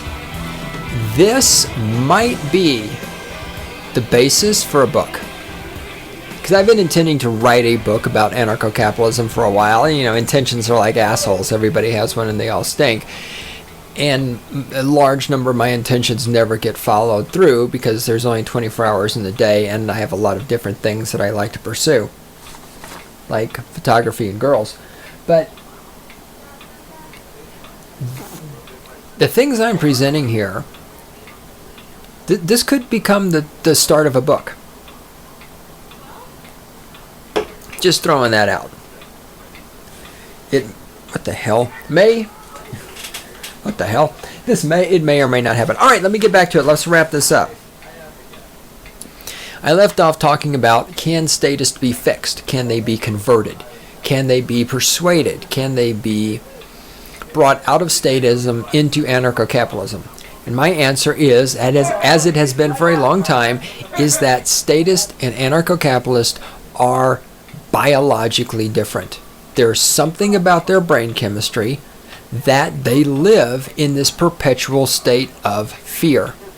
Those of us who are anarcho-capitalists, we don't live in a state of fear. And again, so let's look back at the comment I was reading left on YouTube where one of my listeners was talking about his take on fear and all this other stuff. Do anarcho-capitalists have fear? Yes, we have a fear, but our fear is of the state. Our fear is not of the other members of our species. Whereas for the statist, their fear, God, this is fucking brilliant. This is coming out of my brain right now as I'm talking. Holy fuck, I am brilliant. I mean it. Listen to what the fuck I'm about to say to you. The fear. We're back to the fear. Here's the key difference. Anarcho-capitalist, we do have fear. We fear the state. What we don't fear is other people. We don't fear a voluntary society without the state. Statists are exactly the opposite. They have no fear of the state. But they're terrified of other people. Rich people will exploit them. Criminals will come and steal from them. Child molesters will abduct their children. Men will rape their women.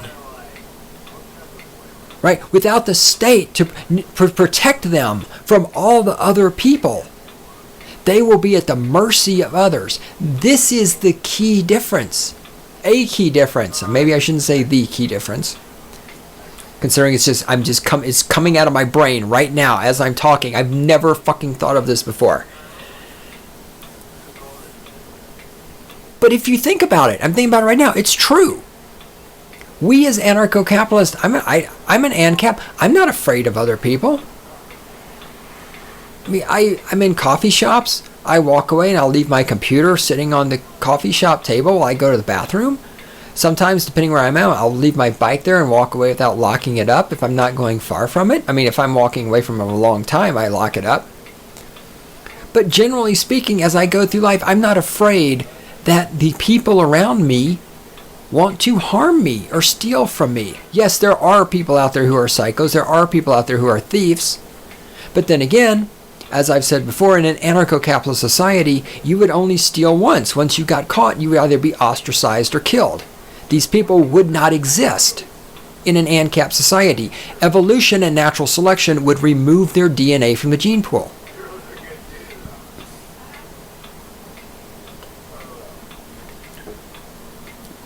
I'm not afraid of the other members of my species.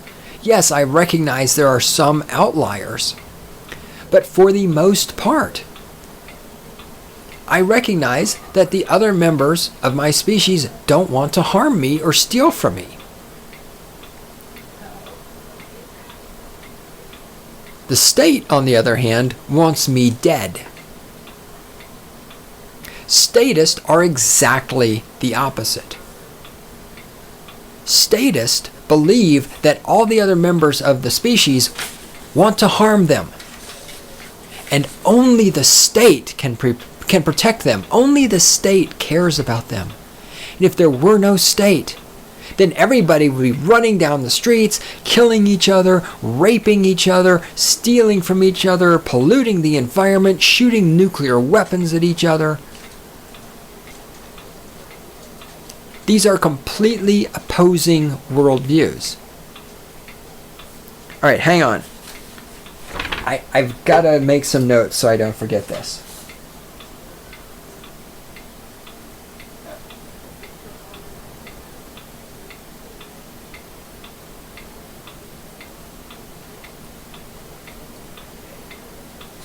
Okay, otherwise it will just completely escape my brain and I'll just lose it all. Yeah, I just recorded it. I could try listening to my own podcast and then I'd remember, but God forbid, I'm not going to listen to my own podcast. That's crazy. Okay. Can the statists be converted? Can they be fixed? Can they be persuaded? Can they be educated? No, they can't. No more than a shark can live on land. The statist cannot be turned into an anarcho-capitalist. As I've said before, statists are born, anarcho-capitalists are born. Now, there are ANCAPs out there who don't know they're ANCAPs. They can be, educated and said, hey, this is what you are. Here, this isn't in the notes either. I was thinking about this. And I've talked about this before too. When I was watching the X-Men movie, and everybody's like, well, Magneto, he's the bad guy. I'm like, wait, hold it. The fuck is wrong with you people? Magneto is not the bad guy. Magneto is absolutely right. If there is not a more ANCAP movie out there than the X-Men movie. I think it was the first one. I know there's a bunch of them. But basically, right, Magneto is like, oh, the government is going to try to register all of us mutants and come after us, just like the Nazis did when they put all of us Jews in the concentration camps. Magneto's absolutely right. The government is going to try to register the mutants and control them and make laws dictating their behavior. Just like anarcho-capitalist. We look at the government. The government wants to regulate us. The government wants to control us. If we don't do what the government tells us to do, they want to put us in concentration camps. And the whole time I'm watching the X-Men movie, I'm like, why does this is as statist as it gets and as ANCAP at the same time. Why does nobody recognize Magneto is the good guy? Magneto sees the state for what it is. And fucking Xavier is just a fucking tool of the state. He's going to the fucking politicians and the government and the corporations and saying, I will help you oppress my own people. He's a fucking tool.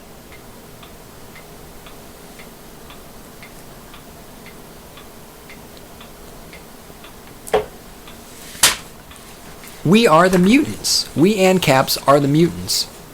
And the statists are the mundanes.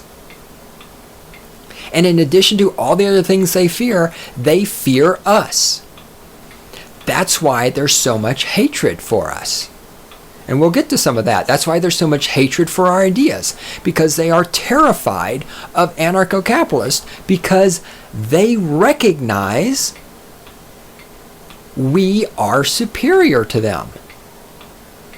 Maybe not consciously, but unconsciously, they recognize that, somebody who can go out and start a business and make a bunch of money is superior to somebody who has no skills and has to spend their entire life working as a barista. They recognize that. They recognize people who can set their own goals and create their own direction and achieve things on their own are superior to people who need to be told what to do by some external source. They recognize that people who can reason out why killing other humans is wrong are superior to people who need to be told by gods or governments not to kill other people. They recognize we are superior to them. Just as the mundanes recognized the mutants in the X-Men were superior to them. And thus the fear and the need to regulate and control.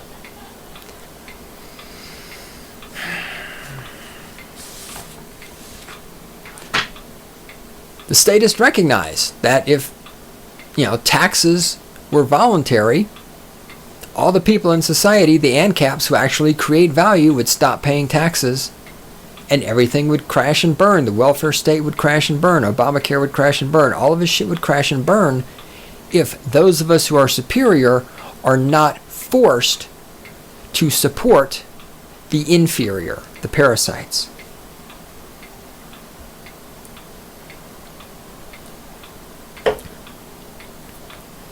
So can we bring the statist up out of the darkness? Can we bring them to enlightenment? Can we educate them?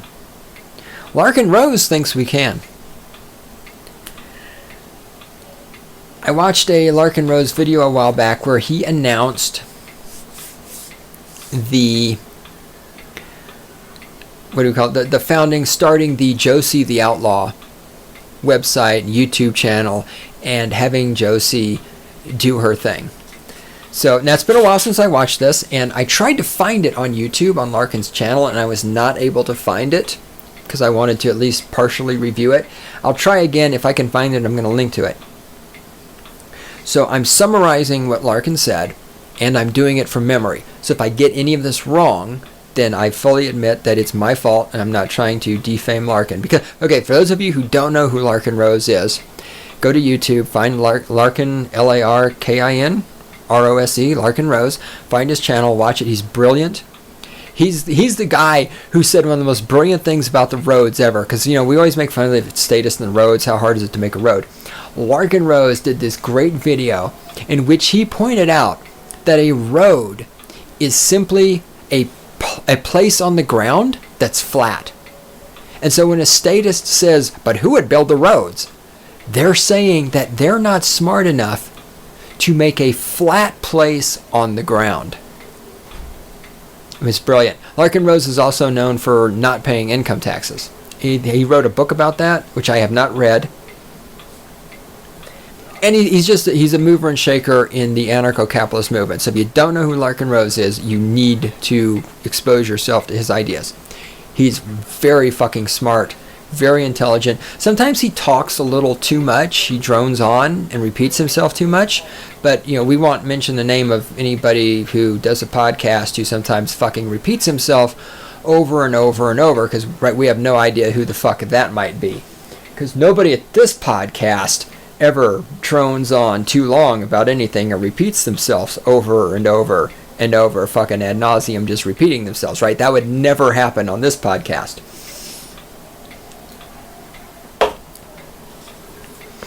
Right, Larkin Rose, great thinker. Great thinker. Oh, he also did a video, One Little Dot or something like that, damn it, where he basically illustrated the fact that there's 400 or so, however many politicians who control everybody else in the entire United States, and how pathetic it is, that however many million people are in the United States allow themselves to be controlled by 400 people. So anyway, he's done some classic shit. Go check out his channel. All right, anyway, Larkin did a video in which he stated that he believed that anarcho-capitalism could be more successful if it had a better messenger. And he made a valid point. Most of the people who are ANCAPs are, middle-aged white guys who are a little fat. I'm not a little fat. I did my trail running. So, but again, valid point. And he said we need a better messenger. And so because we need a messenger who is on par with the message or messengers that all the other philosophies have. Because you turn on the evening news, whether it's Fox or MSNBC, what do you see? You see some hot chick with big titties telling you about how Obama is wonderful or how Romney is wonderful or whatever. And thus, because we need a better messenger, one that can compete with the mainstream media's messengers. Hold on, hang on. I have I have a situation. I'm going to have to record the recording, and I will be back. I can't even talk. I'm going to pause the recording, and then I'll be back. I'm not going to record the recording. Whew, boy, it's a good thing I'm intelligent. Whatever you do, don't try this at home. I'm a professional. Okay, I'm back. Crisis averted. Once again, Randy is not here to babysit my ass, so I have to. I don't have President Obama to provide for me. I had to do things for myself. Oh my God, I'm so helpless.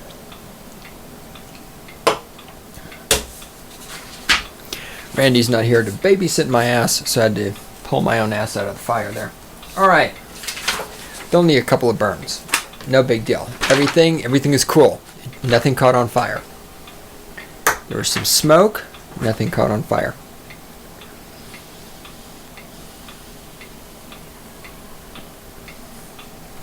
While I was dealing with the crisis, I had another thought. Earlier, when I read the commentary from the idiot who was talking about how libertarians fetishize the 19th century, something else occurred to me about Statist. So Statist will always make this accusation at anarcho-capitalist that we don't want to live in the modern world, and without the government everything would be plunged back into the dark ages and all this other shit.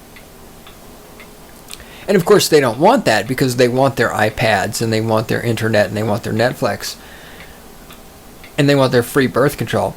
But do you notice at the same time how statists fetishize 19th century living for other people? Right? They're all about indigenous peoples and the indigenous peoples not being corrupted by technology and science and being allowed to live in the way that they've traditionally lived for thousands of years. You ever notice how statists, the last thing they want in all those countries in Africa where people are starving, the last thing they want is electricity and refrigeration and roads and automobiles. No. We want those people to live the way their ancestors lived. Talk about some fetishizing of the 19th century. Statists think that ANCAPs fetishize us living in the 19th century, while they, the statists, fetishize, God, there's a fucking word, fetishize everybody else on the planet except for them living in the 19th century. By the way, I'm on disc. I just listened to disc 2 of the Hunger Games, the audiobook. God, I can't talk. And in this, it was revealed that the capital city, at first they were like, yeah, the capital is in a place called the Rocky Mountains. And at first I thought, oh, so the capital is Boulder. Well, that explains a lot. But then in the book, they said you had to go through a tunnel through the mountains to get to the capital, which means, of course, the capital is on the other side of the Rocky Mountains, which means the capital is California. Well, that explains a lot. Okay. back to Larkin Rose. Larkin Rose made the video saying that he believes in order to get anarcho-capitalism out there, we need a messenger who is the equivalent of the messenger that the mainstream philosophies have. The Republicans, the Democrats, the right, the left, the statists, the communists, whatever the fuck ever. And thus, he announced Josie the Outlaw. That this was this good-looking woman who is very articulate and really believed in anarcho-capitalism, and she was going to be doing these videos, and these videos were going to be really polished and beautiful. Not beautiful as in the girl is beautiful, but beautifully produced videos, very polished, very professional, and now finally anarcho-capitalism was going to have a spokesperson who, see how politically correct I was there? I said spokesperson instead of spokeschick. We are going to have a hot spokeschick on par with the hot spokes-chickies of the other philosophies. I put quotes around them because none of them are really philosophies, because philosophy kind of implies thinking, and you can't be a statist if you think. But, yeah, blah, blah, blah, blah. Anyhow, this was going to help convince people to be anarcho-capitalist.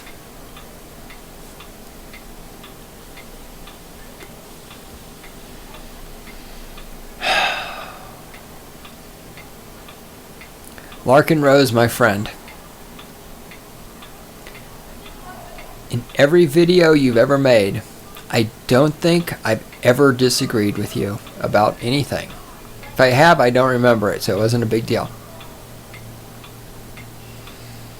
And let me be clear, just in case Larkin or Josie or anybody who knows them, whatever, I would just be absolutely clear. I am not. I've watched a couple of Josie's videos. They're good.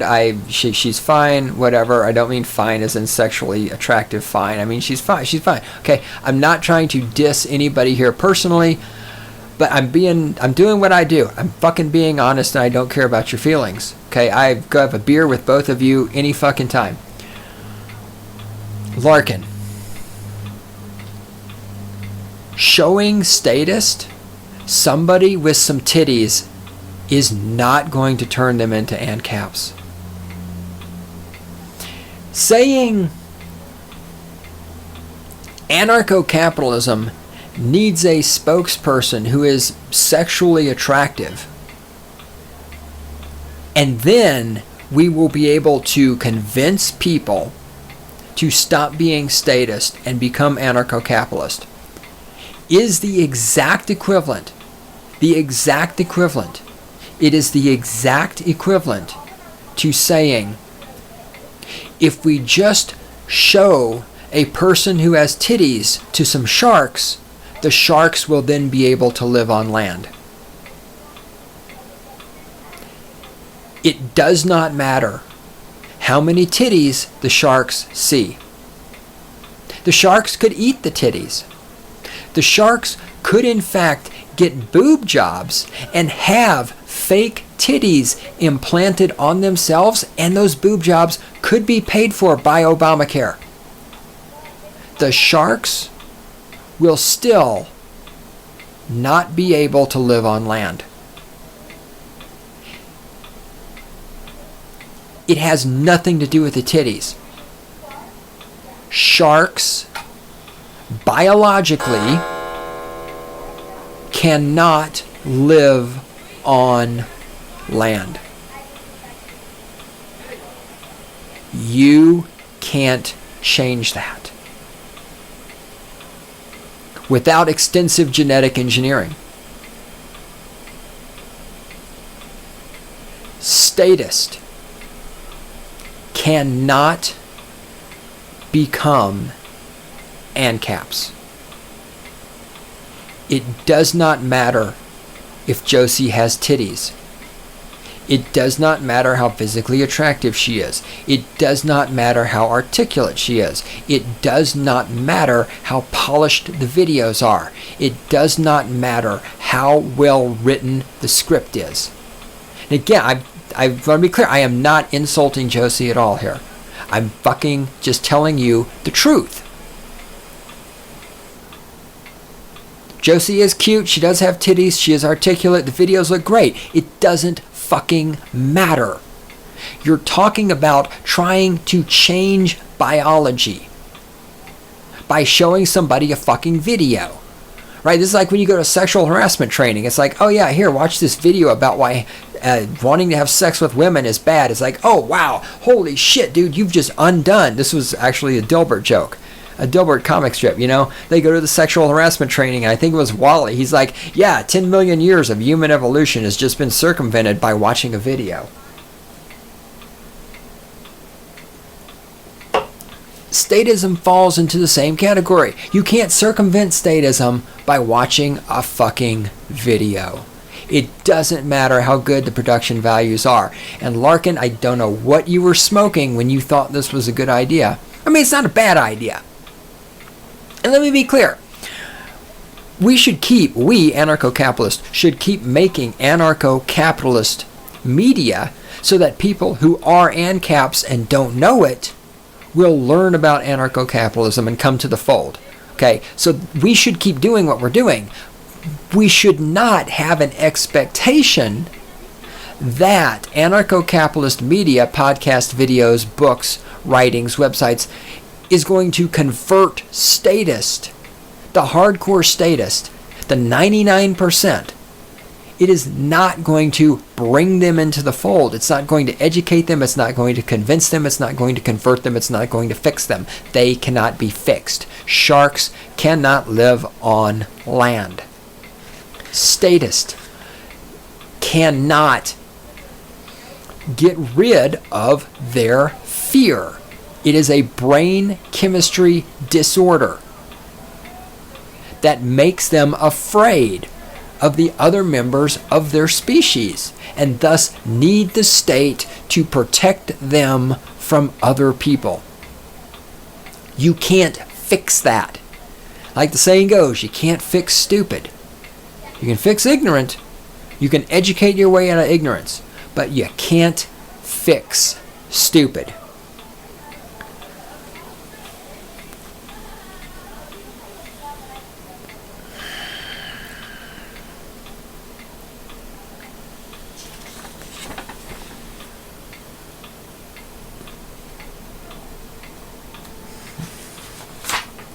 I have some other endnotes here.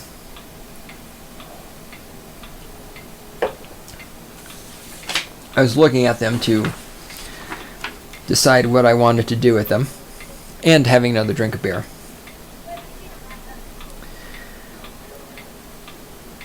I do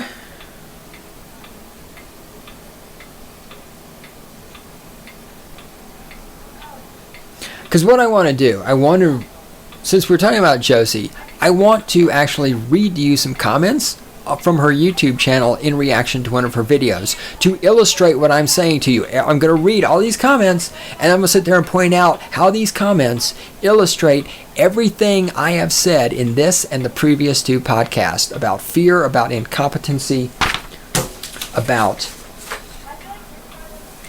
comfort, convenience, about the inability to set your own direction in life. I'm going to read the comments, and they are going to illustrate everything I've said brilliantly. And they're going to illustrate why the Josie the Outlaw thing is not going to convert anybody who is a statist. Before I do that, let me briefly talk about two Stefan Molyneux quotes that I have on my notes that I wanted to talk about. Quote number 1, Stefan said, "Conformity in the present makes you invisible to the future." That was another, I think, a brilliant moment. And again, the statists, they're all about conformity because they're afraid of being different. And it's true. People who conform, nobody remembers them. Nobody remembers the rank and file guards at the concentration camps. We remember the people, nobody remembers all the German citizens who turned in their Jewish neighbors. The ones who are remembered are the ones who didn't conform, the ones who hid the Jews. Right? Nobody remembers all of the American Indians who conformed and allowed themselves to be put on the reservations. The Indians we remember are the ones who did not conform, if I can talk, like Crazy Horse and resisted the American government's attempts to put them on concentration camps. I mean, reservations. Right? We don't remember all the slaves who were obedient and did what the master told them. But we know the names of some of the slaves who resisted. The Underground Railroad, Harriet Tubman, yada, yada, yada. When you conform with society around you, you are resigning yourself to oblivion in the eyes of history. No one will ever fucking remember you because you were just a tool. Bill Gates did not conform. Steve Jobs did not conform. And people, people who are bad people don't conform, and the same thing. Adolf Hitler did not conform. Hussein Obama does not conform. Dick Cheney doesn't conform.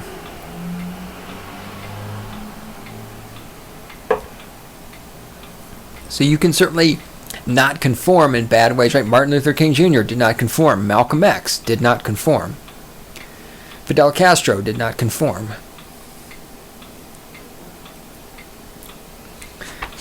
Speaking of history, the other Stefan Molyneux quote: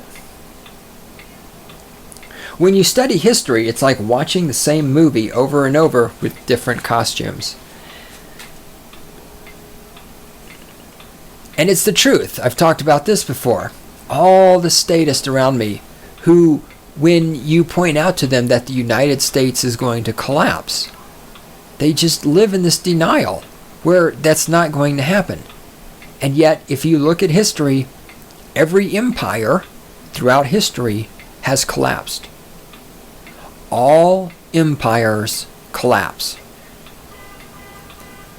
And I'm sure all those empires, all the citizens of those empires sat around thinking, oh, this empire's not going to collapse. Our emperor is strong. We have so much money. We're rich. We have powerful armies. They all collapsed. The Roman Empire, the Byzantine Empire, the Mongolian Empire, the Soviet Union. The only state that has not suffered a massive collapse that ended its existence so far has been China. And I've talked about this before. My theory on that is because China, even though China has never really been an imperial nation. They've gone through the Warring States period, where they've broken apart, they've come back together, broken apart, come back together, they've been invaded, yada, yada, yada. Okay, but China has essentially never really exceeded its boundaries, like there's some standard boundaries. But I mean, China has always reached this one point of expansion and then essentially stopped. They've never put enough effort into imperial expansion to become an empire. And I think that's what has kept them from a collapse so far. And who knows, maybe they are going to collapse one day, but as I've said before, I believe China is going to end up ruling the planet.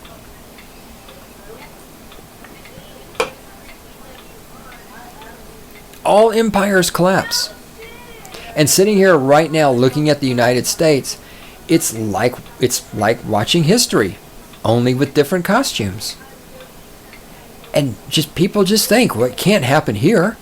This is the United States of America. While Obama's president, if you think we're going to have an economic collapse, you hate black people. No, I think we're going to have an economic collapse because the United States is an empire. And all empires collapse.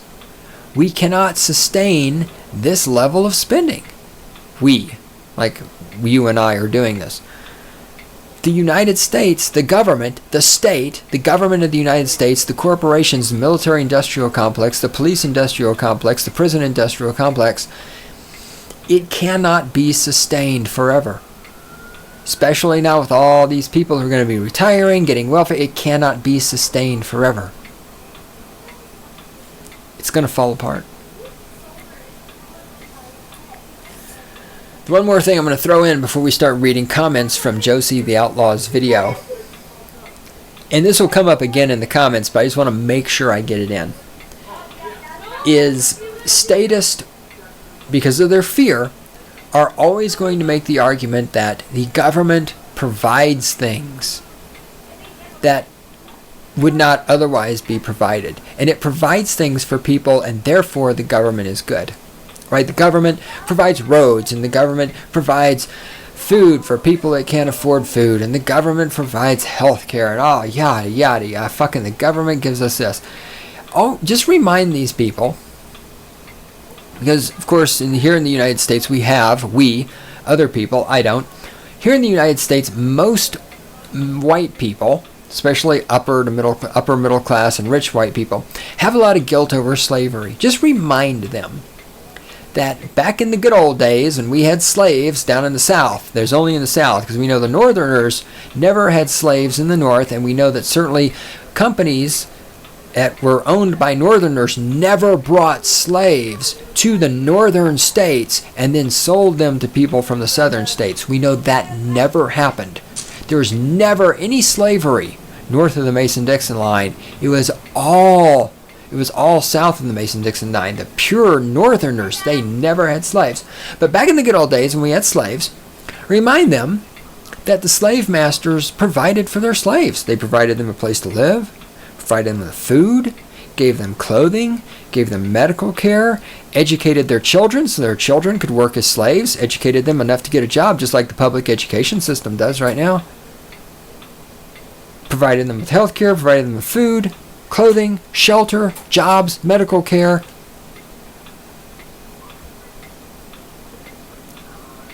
And yet, that was a terrible thing. Yet, when the government does exactly the same thing, somehow or another, this is wonderful and enlightened. And not only that, but it's actually required. Without the government to provide these things for you, and without you in return paying taxes to the government and obeying the government and getting permission from the government to get married, getting permission from the government to have a job, why, civilization would just collapse.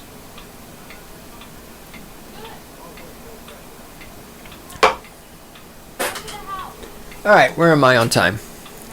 Hang on, I gotta reshuffle here.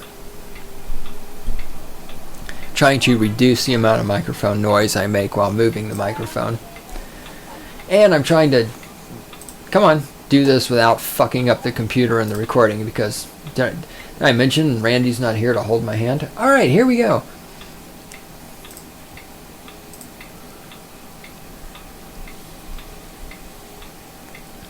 This is published on February the 4th, 2014. The video is, Who Owns You? Are You Anyone's Slave? And of course you are, because especially if you're a statist.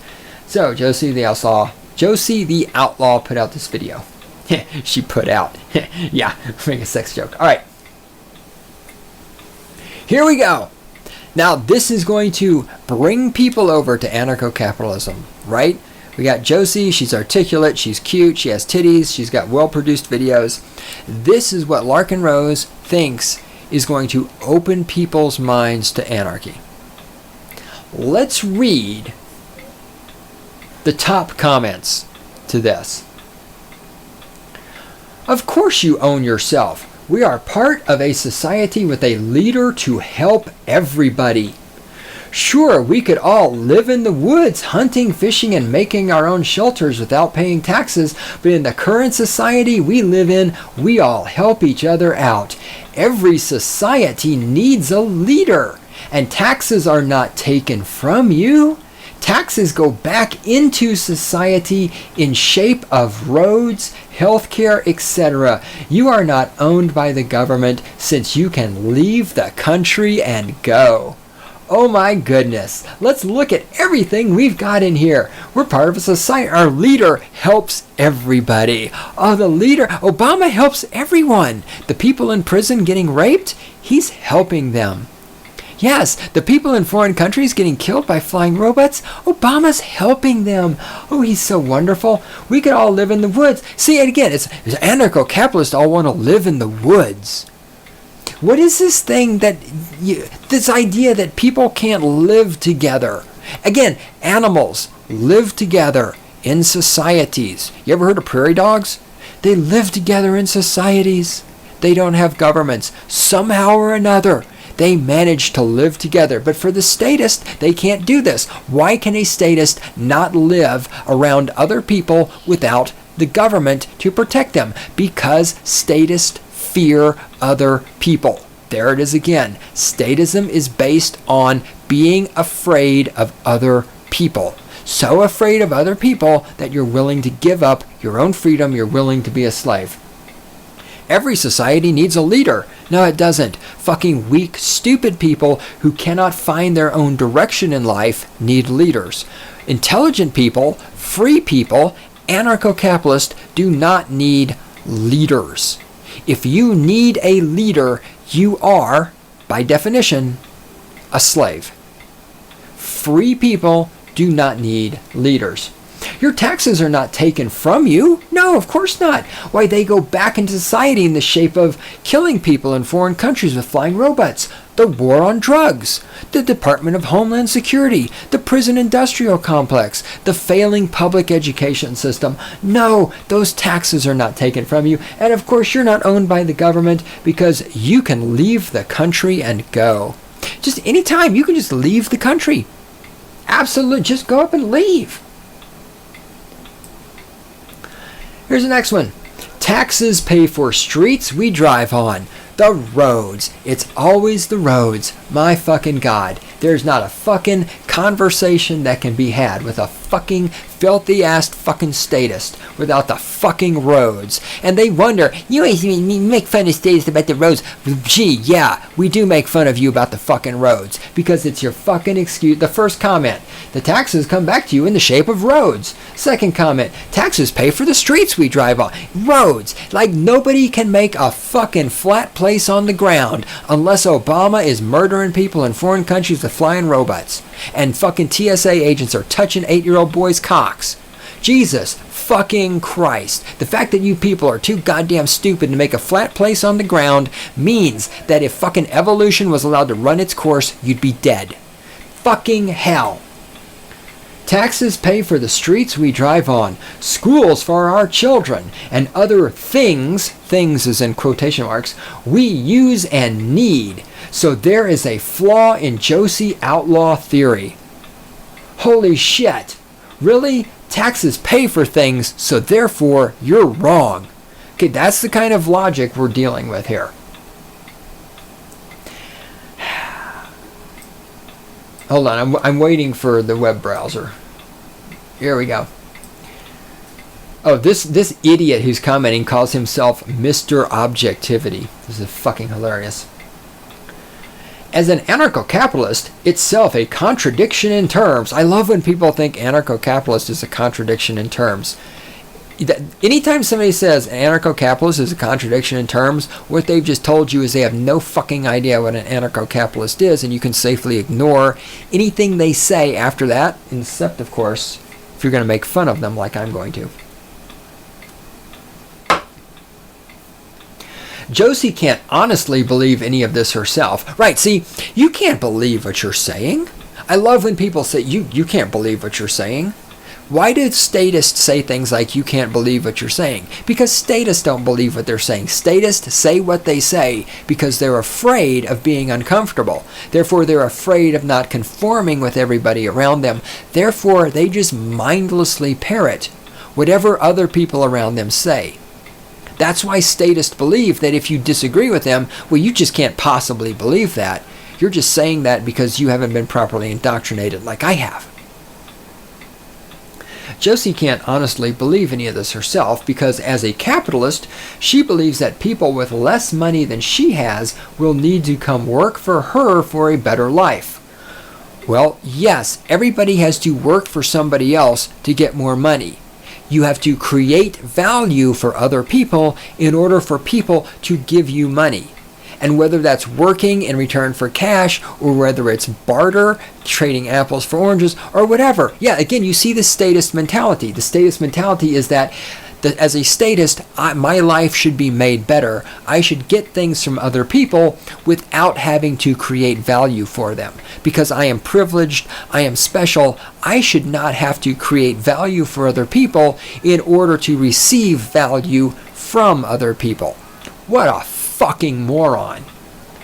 She has no problem with the notion of people coming to work for her for a pittance, so that she may profit hugely from the work of the masses.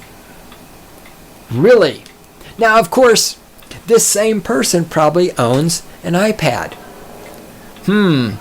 Multi-billion-dollar international corporation Apple uses slave labor in China to make Apple devices. Oh, but see, that's okay because Apple is a corporation, and as a statist, having an Apple device is a status symbol. So see, that's okay. It's okay for Apple Corporation to have slave labor in China making iPhones. But if somebody came to Josie and said, I'm willing to work for you and create value in return for a pittance, that's evil. And why would these people work for Josie for a pittance? Well, they'd work for her for a pittance because they're not capable of negotiating a good salary. And because they're not capable of creating enough value while working for her that she would pay them more money. Again, you see the admission of the statist that he is incompetent, he's incapable. He cannot create value for other people. He cannot negotiate his way to getting a better pay in return for his services. And he can't learn enough and gain enough skills to create value. It's an admission of his own incompetence. She mentions paying taxes, voting, and other things. She never says, quote, do you go to work for a capitalist, unquote, since she doesn't see capitalism as a problem. Well, capitalism isn't a problem, but we also don't have capitalism. Again, whenever somebody tells you that we live in a capitalist country, again, you're dealing with an idiot. Wow, that was nice. You're dealing with a moron. The United States of America does not have capitalism. We have corporatism. We have consumerism. There's no capitalism here. Emma Goldman once said, ask for work. If they do not give you work, ask for bread. If they do not give you bread, take bread, unquote. In the world of Josie, the outlaw police would be abolished. Nothing wrong with abolishing the police, I agree. That's interesting. But private security for hire would be available to capitalist businesses that would operate free from centralized government restrictions. And gun nut Josie would be free to shoot somebody for trying to take a loaf of bread. Again, see, here we go. Why people would just shoot other people for stealing bread. Well, you know what? If you have the energy to steal bread, you probably have the energy to get a fucking job, make some money, and buy some bread. But why can't you get a job, make money, and buy bread? Because you're incompetent. Your only option is to steal from other people. Why? Because you can't create value for other people. Because you're a worthless piece of shit. She talks about state authority. She never complains about private enterprise authority over the worker in her spiel. She whines about paying taxes. She's obviously a laissez-faire capitalist. She can't stop talking about political parasites but fails to mention economic parasites. This one's old too. As I have explained before, without the government, there are no corporations. The fucking economic parasites are only economic parasites because the government enables their parasitism. Okay, the only reason you have corporate welfare, which we have corporate welfare, is because the government gives the corporations welfare. Corporations, in fact, cannot exist without the government. A corporation's just a piece of paper. Without the state, this is why the state is the government, the education system, the corporations, the prisons, all of this together. Without the government, there are no corporations. Therefore, there can be no economic parasites, because there can be no corporate welfare.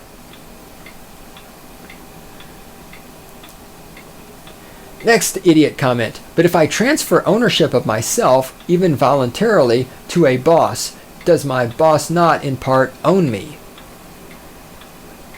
Well, if you're stupid enough to voluntarily transfer your own ownership, then sure, but why would you be that fucking dumb? Oh, because you're a statist. Then this idiot says, and healthcare. Roads, schools, police, social insurance, lights on the street at night, etc., are for free. It's called civilization. No, none of these things are free. They all cost money. There is no fucking free. I've done this ad nauseum. There is no fucking free. free. It costs money. Let's stop paying taxes. Stop abiding the law. Spread anarchy and chaos. Kill each other over a slice of pork and go without consequence. Let's get back to the Stone Age. Things were better then. Do you even believe what you're talking about? Again, there it is. If we stop paying taxes, then people will kill each other in the streets. If we stop paying taxes, we'll go back to the Stone Age. And again, do you believe what you're talking about? Because you just can't possibly believe what you're saying, because what you're saying isn't the same thing I believe. And he says, I honestly haven't heard such bullshit for a long time. Governments and political systems aren't perfect, but it's the best we have at the moment. Well, it's, you know what, those concentration camps we put the Jews in, they weren't perfect, but they were the best we had at the moment, god damn it. Those reservations that the Indians were put on, they weren't perfect, but they were the best we had at the moment. Those concentration camps for those fucking Japanese people during World War II that we just couldn't trust because they had yellow skin, they were put there by FDR, a fucking liberal Democrat. Yeah, those concentration camps, they weren't perfect, but they were the best we had. Holy fucking shit. I mean, this is what passes for intelligence among statists. These are the people that Larkin Rose thinks if they see a Josie the Outlaw video that somehow or another they are going to become persuaded about anarcho-capitalism. They're going to join the fucking up, man. Jesus fucking Christ. It's ridiculous. Okay, here we go. To live in any form of civilization is to be ruled. There it is. No, you do not have to be ruled to live in a civilization. You just have to not be a fucking moron. You have to not be a fucking tool. You have to be capable of providing for yourself. You have to not be afraid of the other people around you. You have to be able to create value for other people in return for value from them. You have to be able to create your own direction in life. You don't have to be ruled. Fucking hell.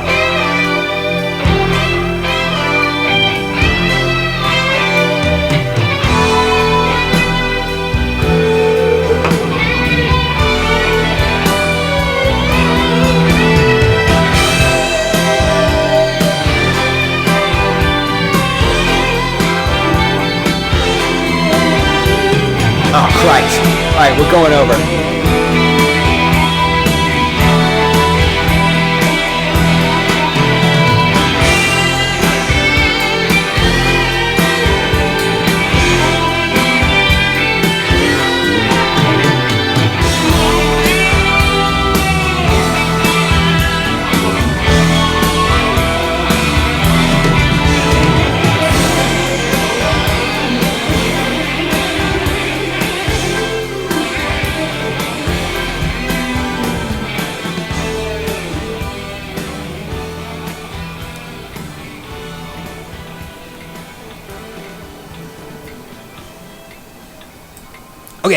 Okay. To live in any form of civilization is to be ruled. While you may not sign any official contract saying so, continuing to exist in that civilization suggests that you are willing to grudgingly accept those terms, no matter how much it may pain you to do so. So you see, hey, black people, just because you didn't sign a contract saying that you would be slaves on the plantation and pick cotton, the fact that you stay on the plantation, well, that just means that that suggests that you are grudgingly accepting the terms of your slavery. So Jews, you didn't sign a contract that you'd stay in the concentration camp, but the fact that you're in the concentration camp, that signals that you are grudgingly accepting the terms. American Indians, you know, you guys didn't actually sign any contracts. Actually, some of you did sign contracts back in the day, but of course they were written in a language you couldn't read, and the white men who were telling you they meant things they didn't mean, and so you signed them without being able to read them. But you know what? The fact that you stay on the reservation means that you're willing to grudgingly accept those terms. So, you know, if I come into your house one day and I'm beating the shit out of you with a baseball bat, you didn't sign a contract saying I could beat you with a baseball bat, but the fact that you are continuing to stay there while I beat you with the baseball bat, that signals that you are grudgingly accepting the terms to our agreement. Okay, this is statism. These are the people that Larkin Rose thinks can be educated into becoming anarcho-capitalist. Hold on, there's more. Oh, there's more. Let me come on down here. I gotta wait for the fucking internet. Okay, here we go. She doesn't understand that our representatives were elected because we did not run for office. But we could have run if we wanted to. Yes, you too could win an election for senator or representative of the United States government. Yes. Now here we go. Here we go. Our representatives know best. And I happen to like paying a few bucks to have 1 million services available to me. There.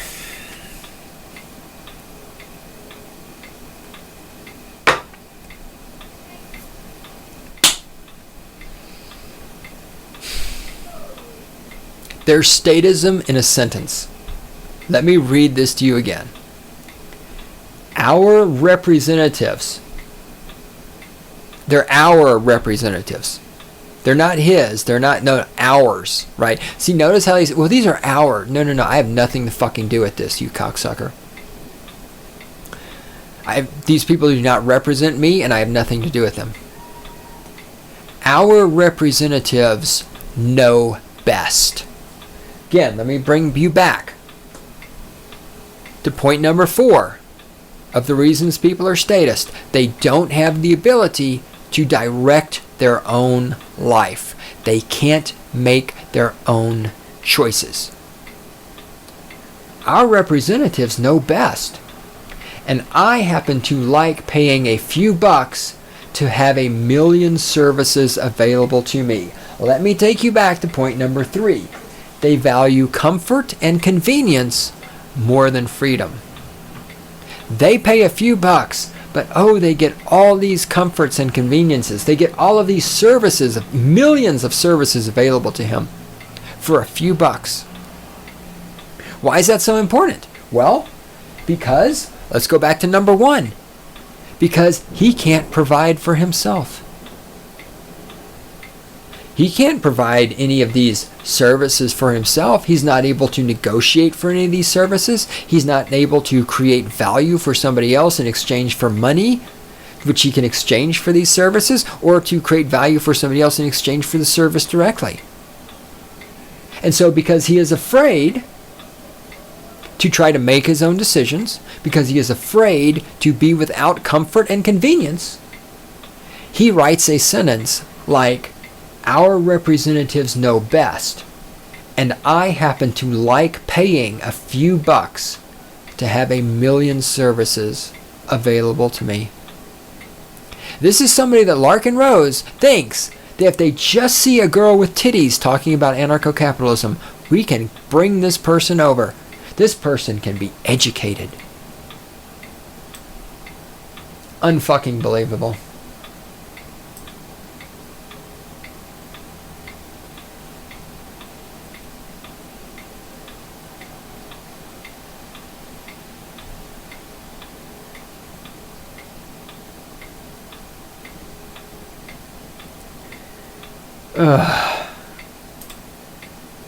Here's an idiot. This speech is what separates you, the anarchist, and me, the libertarian. You reject the government and the very idea of government. I reject the current government, but I support the idea of a small, transparent government, a constitutional government. So the slave master we have right now, see, he whips the slaves every day, but I'm in favor of a slave master that only whips the slaves twice a day. Twice a week.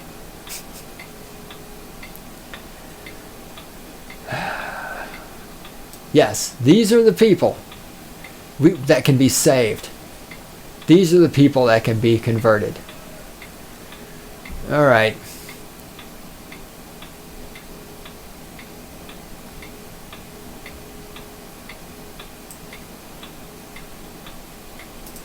Right? This might be an idiot in the making. Let me read this. Jesus Christ.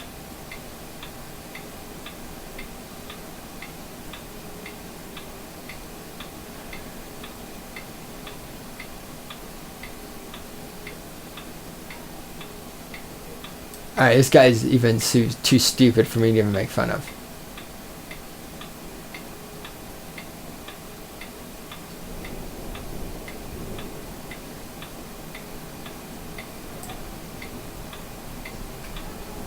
Oh, beautiful. We can go out on this one. Oh, no, wait. Oh, my God. Oh, my God. Alright, sorry, guys. I know, you're like, what the fuck?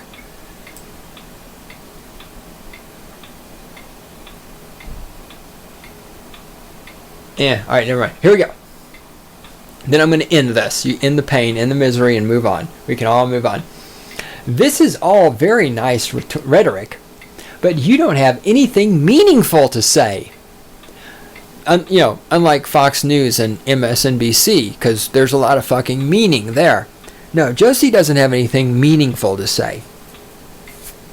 Fucking Christ. Larkin Rose, seriously, what the fuck are you smoking when you think that these people can fucking understand freedom? What the fuck are you smoking?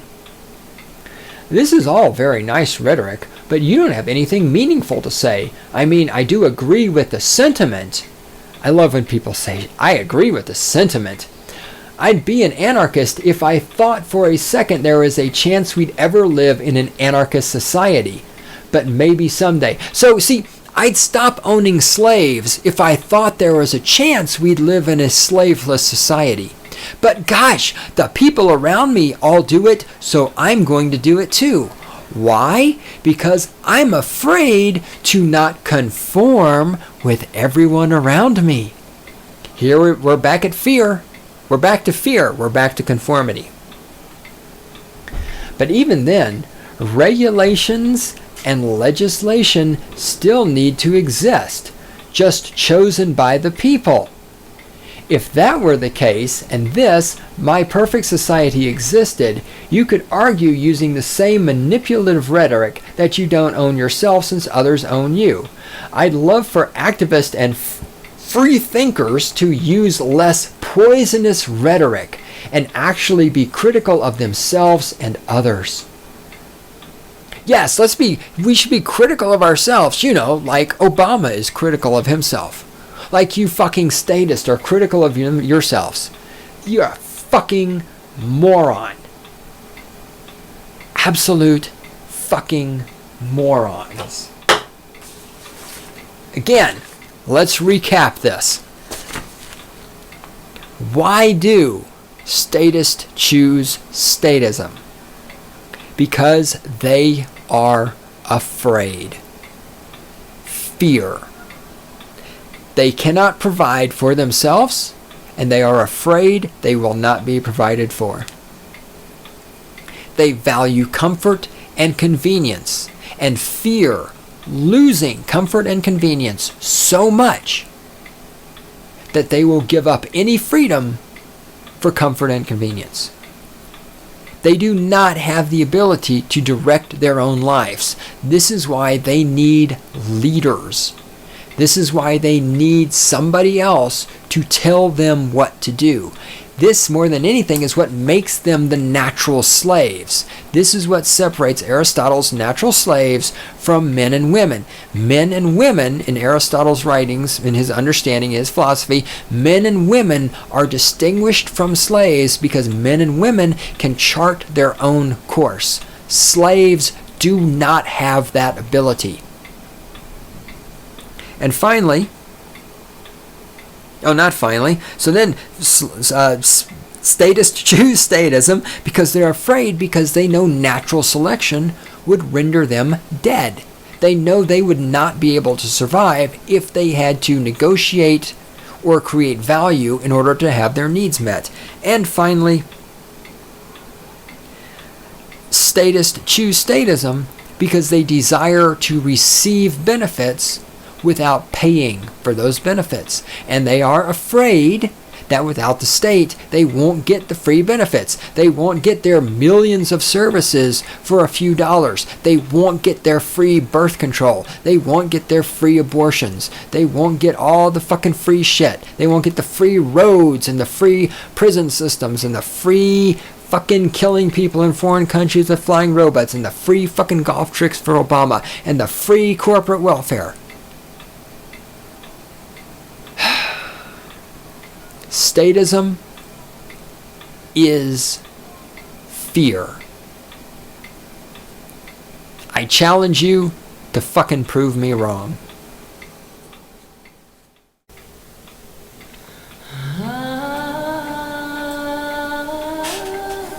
I'm in kind of a bad mood right now. We're going to talk about that before I get to the continuation of Why Statism. Now, this is part 4 of the series Why Statism. If you haven't listened to the first 3 parts, you need to go fucking listen to them, especially before you try to offer any fucking commentary about anything you hear. And I recorded the first 3 parts all in one day. And this was a week ago, a little more than a week ago. And I've had time to think about it.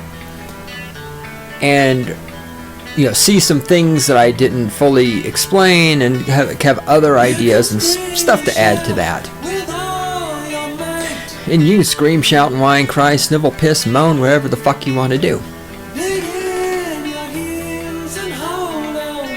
Yep, you can shove your opinion up your ass. That way Obama's cock has something to keep it company.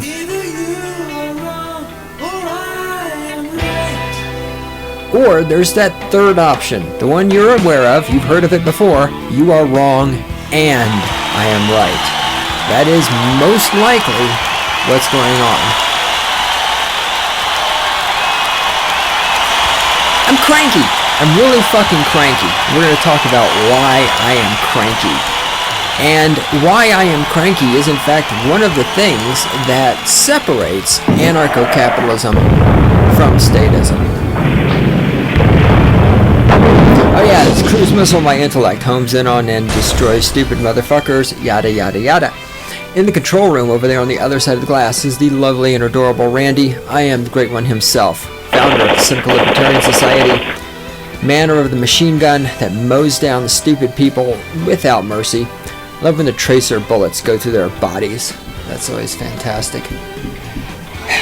CYNLIBSOC.com on the interwebs. Give us Bitcoin. You can send us emails. God, that's dog spelled backwards. God, G-O-D at CYNLIBSOC.com. Also on the Twitterverse at CYNLIBSOC. And also broadcasting on the Google Plus and the Facebook. Don't hang out there though. Don't try to contact me there because I will never see it because I don't care. Google Plus and Facebook can both suck my ball sack. Alright, talking about ball sacks.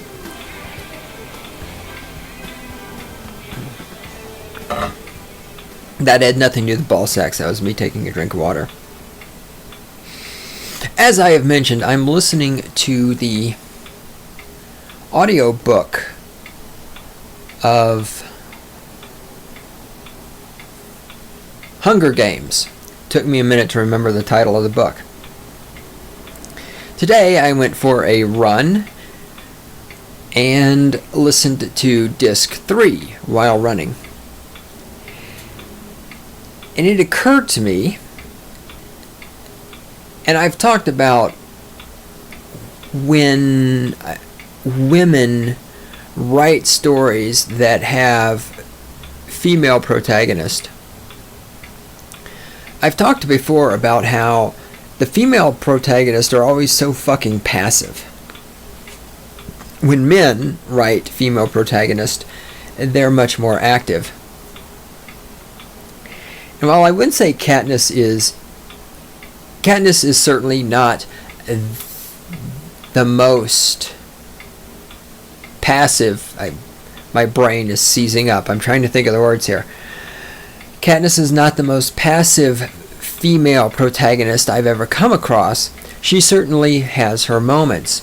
And the disc today was where the part takes place where she fires the arrow at the game masters, or not actually at the game masters, but at the pig that they're all standing around looking at, right? And then she goes back to her room and she's just wallowing in self-pity and blah, blah, blah, blah, blah. And I'm listening to this and I'm running and I'm just thinking to myself, Jesus fucking H Christ on a fucking stick.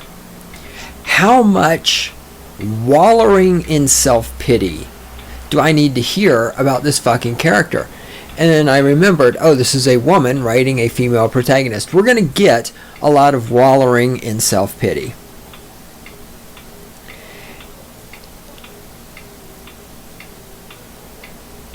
And if you spend that much time wallowing in self-pity, you're going to go through life being really fucking unhappy. Because wallowing in self-pity does not accomplish anything. Now, the one thing I do want to say about the Katniss character is that one thing I like about the character is that she does not blame other people for what has happened to her. Now, a really good feminist author would not have just written what felt like 70 pages of Katniss wallowing in self-pity, but it would have been 70 pages of Katniss wallowing in self-pity and blaming the patriarchy.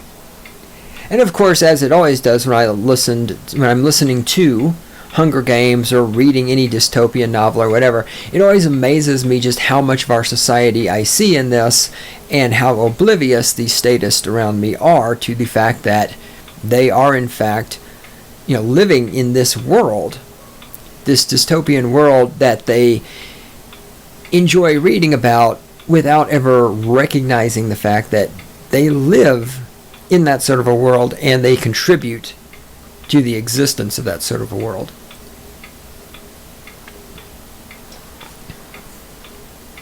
So anyway, wallowing in self-pity, yada, yada, yada is on my mind. So right now, I'm pissed off because, in a way, well, it's not in a way, I'm wallowing in self-pity right now.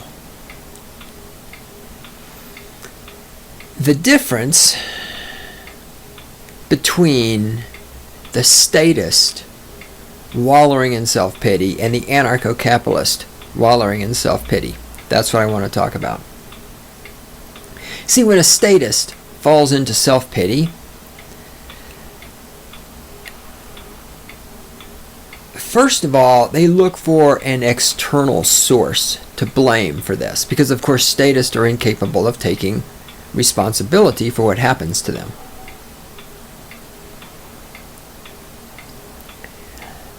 The other thing about a statist wallowing in self-pity is because they are always seeking something external to them to be responsible for whatever it is that has put them into the state of self-pity. They don't do anything to improve their condition in life. Right? When you're in a state of self-pity, you want to change your state. You want to move your state to a more positive state. The statist attempts to change their state by eating Ben & Jerry's ice cream by the pint, or by drinking alcohol, or by doing drugs, or by blaming the patriarchy, or what the fuck ever. The anarcho-capitalist, when wallowing in self-pity, first of all, does not have the luxury of blaming the patriarchy, or the Republicans, or the Democrats, or the corporations, or the government, or whatever.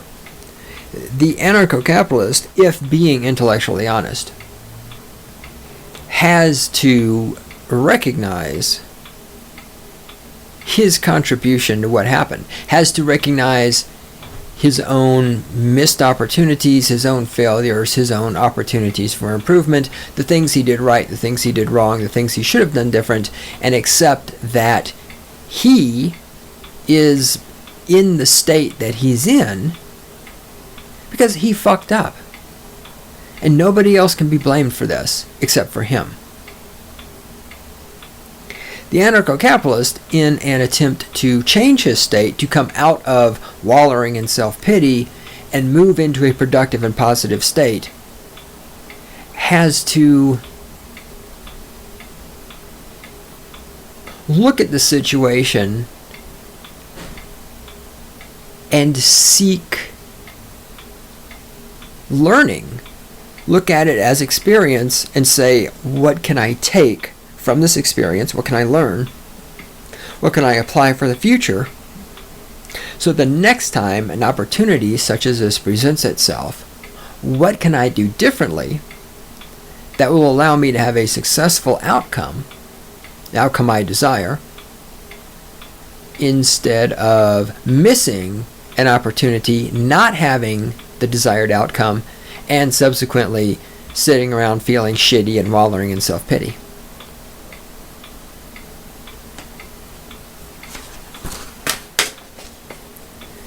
So let's talk about statism, so I can stop wallowing in self-pity.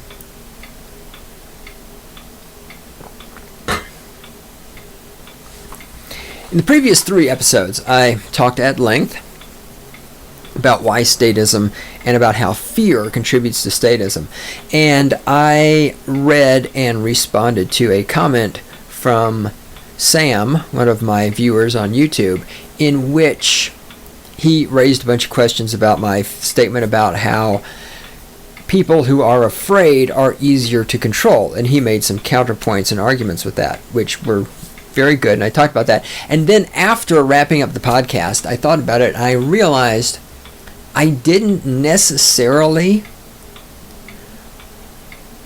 answer his question. He left a comment over on the website, which was very gracious and complimentary to what I had to say in the podcast, but I feel like, in a way, I almost feel like I dodged his question. And so I want to address that, because the main thrust, the main thrust of his question was, he was asking me to justify why I think people who are afraid are easier to control than people who are not afraid. And I feel like I didn't really answer that.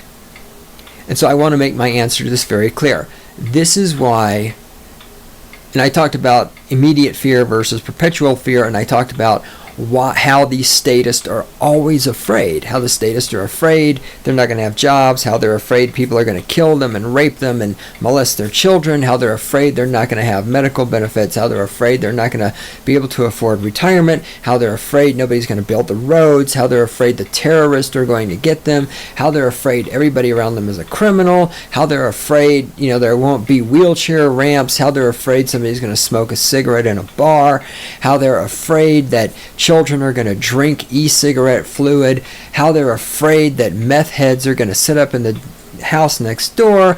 It's just the constant, everything in the world of the statist is fear. They're fucking terrified all the time. They're completely afraid every moment of their life that they're just not going to get everything they want. They're not going to be coddled and fucking handheld and baby fed and have their diapers changed from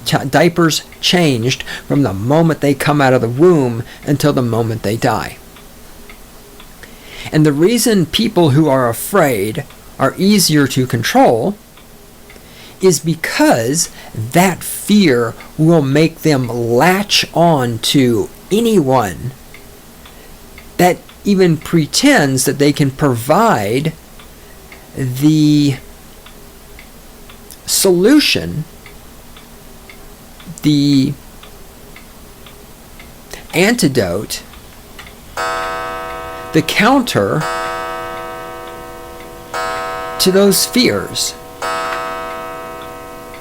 Right? People are terrified they're not going to get medical care. That's why when Obama shows up with Obamacare, they just latch right onto it. There's no critical thinking, there's no analysis, there's no trying to puzzle out if Obamacare can actually work, how is this economically viable, yada, yada, yada. He just shows up and he says, I'm going to give everybody health care. And because people are so terrified that they're not going to have access to health care, they just fall all over themselves to support him. This is why people who are afraid, the sheeple who are afraid, the statists who are afraid, the 99% who are afraid, because of all the reasons I talked about before, because they're incompetent, they can't provide for themselves, and so forth and so on. I don't even remember what the reasons are offhand. I don't have the list in front of me. Well, I do, actually. Hold on. Here it is right here. Right, they can't provide for themselves, yet they value comfort and convenience more than their freedom. They aren't able to direct themselves. They aren't able to determine for themselves right, wrong, good or bad. They're not able to set their own course in life. They know that they would be dead if natural selection were actually allowed to run its course. All of this stuff, they're afraid because of all of these reasons. And because they're so afraid of everything, anyone who shows up and offers even the hint of salvation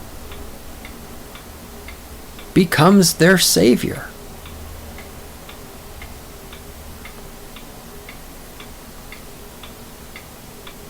That's why.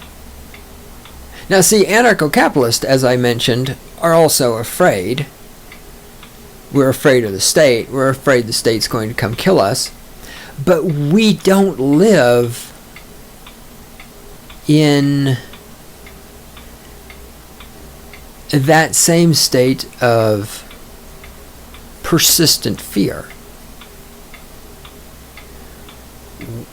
We, for the most part, are competent. We can provide value for other people in return for money. We, excuse me, we can direct our own lives. We can decide for ourselves what is morally right and wrong based on logic and reason and application of the non-aggression principle and property rights.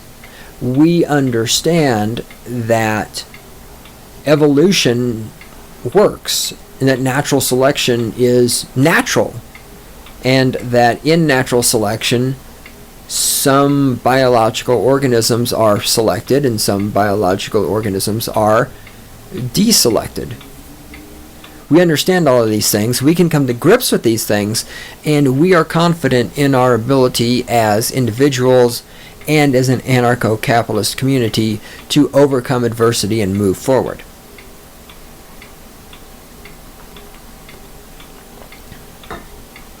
The statist is completely terrified of everything. Everything.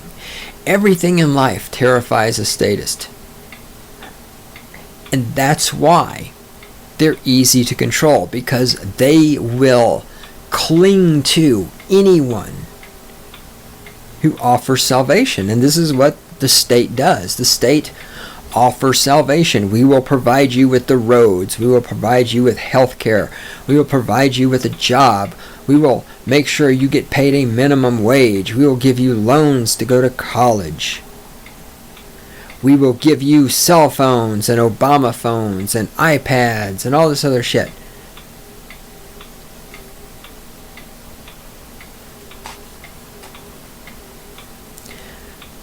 The analogy of animals had come up.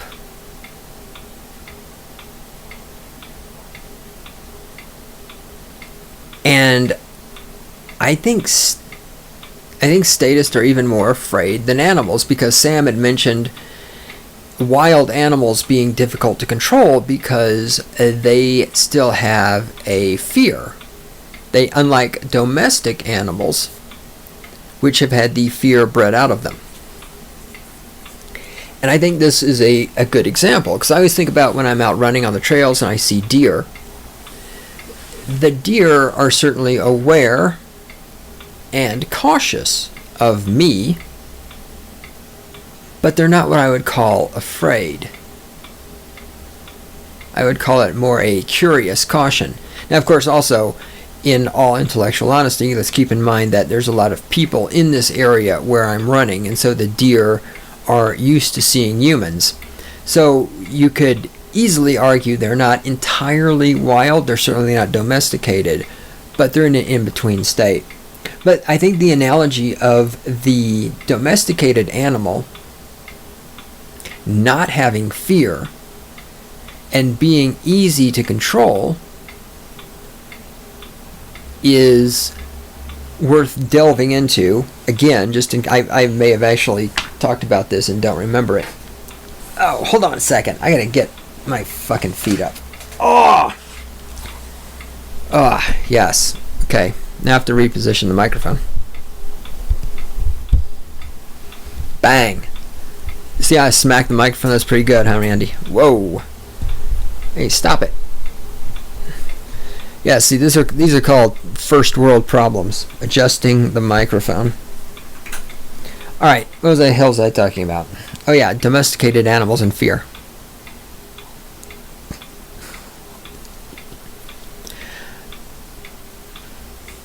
And I suppose it depends which domesticated animals, excuse me,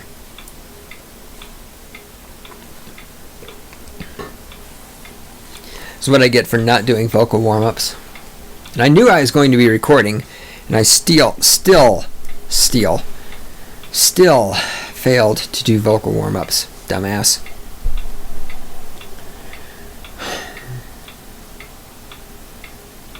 I would argue that a domesticated dog, and I always use dogs as examples of statist because I believe, as I've said before, dogs are equivalent to statist and cats are equivalent to anarcho-capitalist.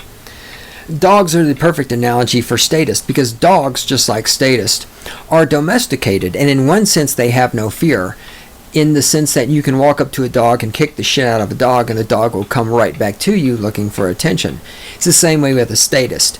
The state can kick the shit out of a statist, the state can tax them, the state can read their emails, the state can arrest them, the state can subject them to the TSA, touching their ball sack and stuff like this in airports, and the statist will continue to come right back to the state, just as the abused dog continues to come back to the abuser. And so they don't have fear in the sense that they don't have the fear of the abuser. And the reason for that is because they have a more powerful fear driving them.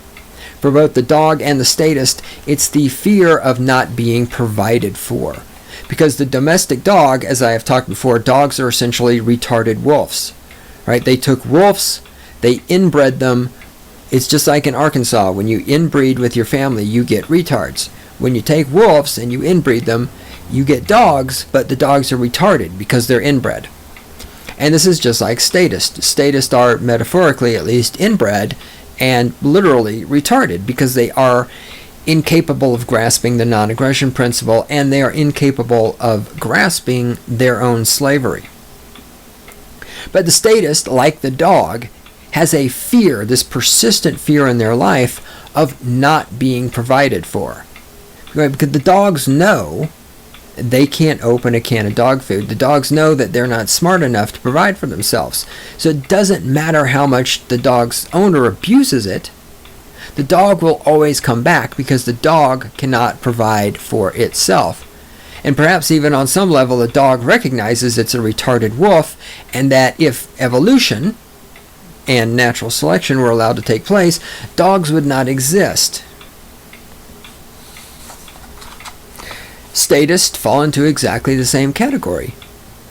They have this persistent fear driving everything they do that they will not be provided for.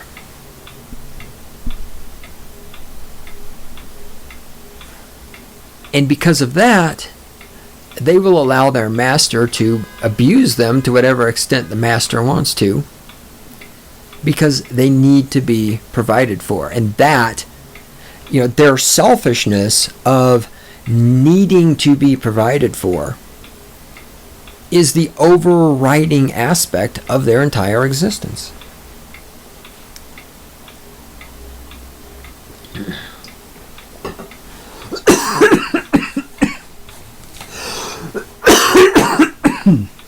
That was very classy. Good thing I'm a professional, right? Whoa. take a look at my notes. Why anarcho-capitalism is going to fail. Now, when I say fail, what I mean is why anarcho-capitalism will never become the dominant political philosophy on the planet Earth, or even in any nation state.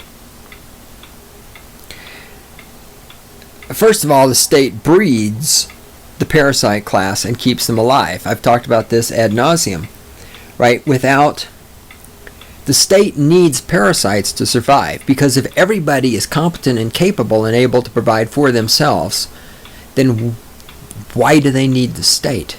Well, they don't. If people can all just go out and get a job or create value for other people and get paid for it, and cook their own food and figure out how to go to the doctor themselves, and if people are smart enough to make roads and everything, then nobody needs the state. So if you have a society comprised entirely of competent people, the state has no purpose. That's why the state goes out of its way to breed parasites via welfare and religion.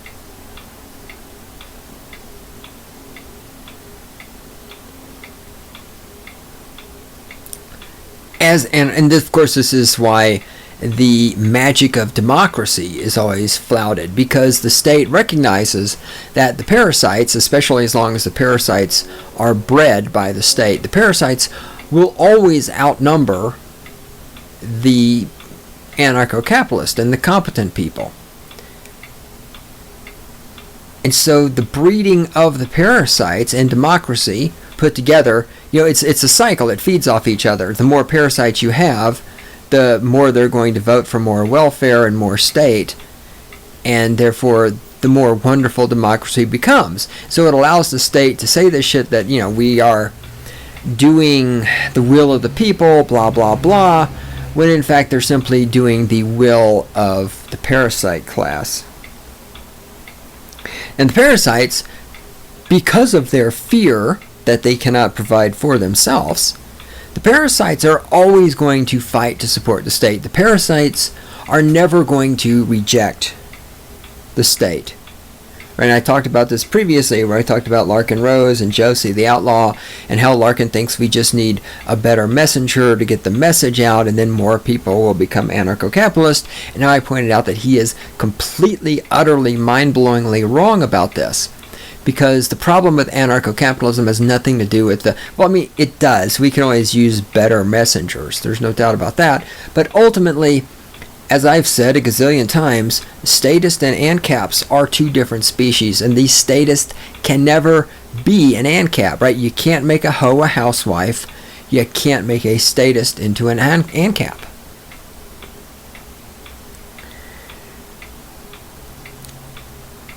And so because the state continues to breed parasites, the statists are always going to outnumber us. And the statists, because of their own incompetency and their own inability to provide for themselves, these statists will do anything necessary to preserve the state. They will suffer any humiliation to preserve the state. Just as I said with the dog, you kick the dog, it comes back. Why? Because it knows where dinner comes from. Statists, they know where their dinner comes from. It comes from Obama. It comes from the state. It comes from Bush. It comes from whoever the president is. It comes from the corporations. It comes from the colleges, from the prison industrial complex, from the justice industrial complex, from the military industrial complex, from the public school industrial complex. Right? The statists understand that they cannot, on their own, get a job, provide their own food, raise their own children, educate their own children. They can't do any of this themselves. They have to have all of this given to them by the state. And so because they recognize their complete dependency on the state, because of their fear that they can't provide for themselves, This is why they look the other way about things like Japanese people in concentration camps, and the TSA touching 8-year-old boys, and the NSA reading their emails, and the taxation on everything, and the laws about everything, and having to get a number from the government in order to get a job, and having to get permission from the government to get married, and all of this other stuff. And fear is a powerful motivator, which will force people, motivate people to do things they might not otherwise do. And this is why, from the perspective of the state, maintaining this level of fear is so important. I mean, it could be possible. I don't want to say it's impossible. After saying that anarcho-capitalist and statist are two different species, and you can't make a statist an ANCAP just like you can't make a hoe a housewife, maybe I'll retract that just a little bit. I don't want to say it's impossible that a large number of statists couldn't become anarcho-capitalist, but in order for that to happen, you have to remove all of the fear from their lives. They have to believe that they at least might, if not are, might be capable of providing for themselves. And I'm not sure if most people can make that transition. And because they have this fear and they don't see any way out of how do I want to phrase this? They look at themselves as being incapable of providing for themselves. And they don't see a way out of that. And so the fear that results from their inability to see a way out of not being able to provide for themselves, that's the fear that makes them mindlessly support the state no matter what. To make a parallel example, when I was in the military, we learned that when you're doing urban warfare, so you're going into a city, you're taking the city, and if you're going to take a city, you have to go through and you have to secure each and every building individually. And there's two ways to secure a building. You go in at the ground level, obviously, and we're talking about multi-story buildings here, and you work your way up. Now there's a problem with that. This is not the ideal way to clear and secure a building. The ideal way to secure and clear a building in an urban environment, or just a building, it might be out in the middle of the woods, is you would want to start at the top floor and work your way down. And you get there either by helicopter or by climbing, helicopter of course being the easy and smart way to do it. But you start at the top floor and you get in through the roof access, wherever, and you begin clearing each individual room and each individual floor from the top down, as opposed to going in at the ground level and working your way up and clearing each individual room and clearing each floor. There's a reason for this. The reason is thus. Say there's enemy soldiers in the building. If you come in at the ground level and you're clearing the building and you're working your way up, if they're retreating ahead of you, which if they're not stupid, they're retreating ahead of you, because otherwise, and we're assuming the soldiers in the building are outnumbered and they're aware of this. So it's not, they're going to shoot back, but it's not likely they're going to win, and they recognize this. Okay, they're going to retreat as you come up.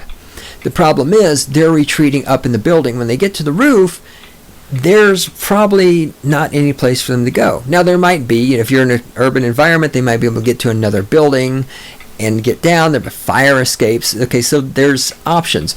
But generally speaking, if you're pushing somebody up the building like that, you're essentially backing them into a corner. They have no escape route. What that means is they're going to fight a lot harder, because they don't see any way to escape the situation. And so they're put in the situation where it's like, either we fight, we're going to die, so fuck it, let's fight as hard as we can. It's a combination of fear, of desperation, of being backed into the corner. Like a cornered animal. Any kind of wild animal. If you back it into a corner, it's going to fight. Even something like a deer. Even something you think of as harmless. You back a deer into a corner, the deer's going to fuck your world up. So when you back somebody into a corner, their response is going to be much more emotional, much more violent, much more based on fear. And this is exactly where the statists are. They feel like they're being backed into the corner because they can't provide for themselves.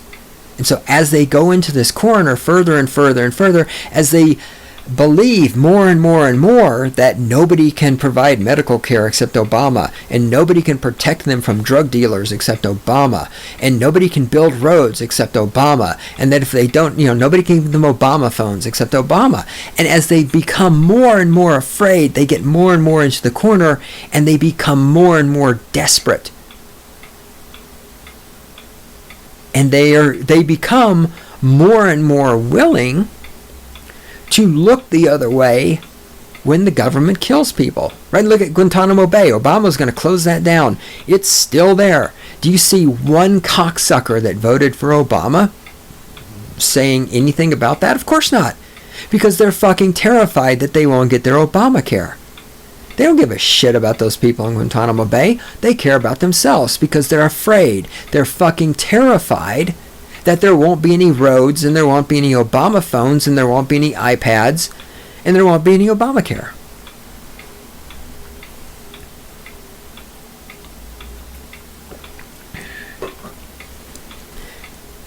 And this is why you clear the building from the top down. Because as you're clearing it from the top down, the enemy soldiers can fall back, and they have some place to retreat to. They can get back down to ground level, and they can get out, or they can get into the basement, and they can use, a lot of buildings in big cities have interconnecting tunnels underground and things like that, right? So you're not taking away their options for escape. So as a result, the practical part of this is that when you're clearing the building from the top down, the enemy soldiers aren't going to fight as hard, which means your chances of being killed by the enemy soldiers is lessened, and you staying alive in a war zone is a good thing.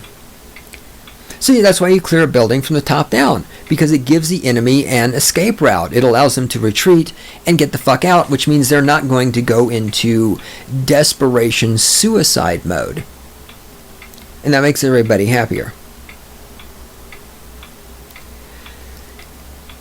Anarcho-capitalists are like those soldiers. We see bad things coming our way, and it's the state, but we recognize that we have escape routes. We recognize that when the state collapses and isn't making roads anymore, we recognize that we can fucking survive without that.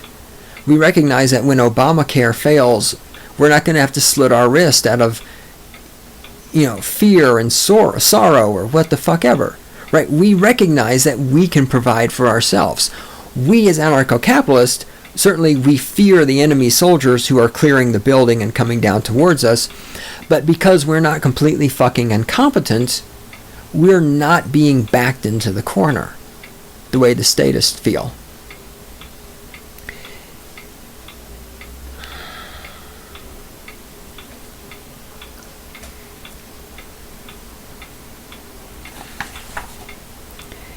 The state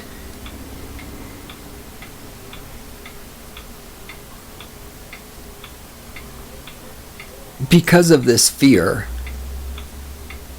that the statists have, it's always going to survive. It's always going to survive.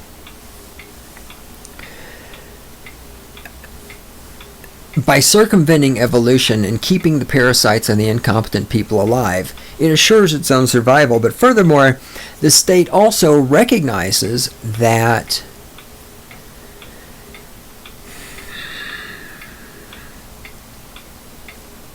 It's the fear of problems.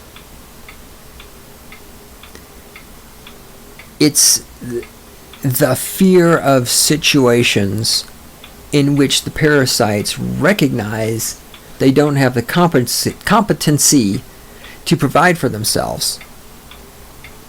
That is the source of their power.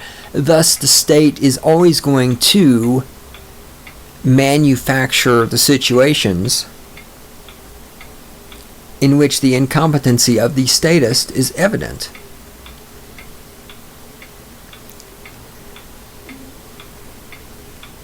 In the statist system, it's always failure that's rewarded, not success. Right? Look at welfare system. Look at the education system. Look at the police. I've talked about all this before. In all of these things, like failure, crime rate goes up. Well, the police need more money. The children get stupider. Well, the education system needs more money. There's poor people, so we got to have welfare. So, hey, look, now there's more poor people than last year. Well, shit, we need more money. None of these systems created by the state solve the problems. These systems perpetuate the problem. And that's what you want to do when you're the state. You want to perpetuate the problem because the statists believe that the statist sheeple believe that they are too incompetent to provide for themselves, thus welfare. They are too incompetent to educate their own children, thus the education system. They are too incompetent to protect themselves from rapists and murderers and muggers, thus the police force. And again, I would argue that because these statists are parasites, it's not just that they are afraid that they're incompetent, they actually are incompetent.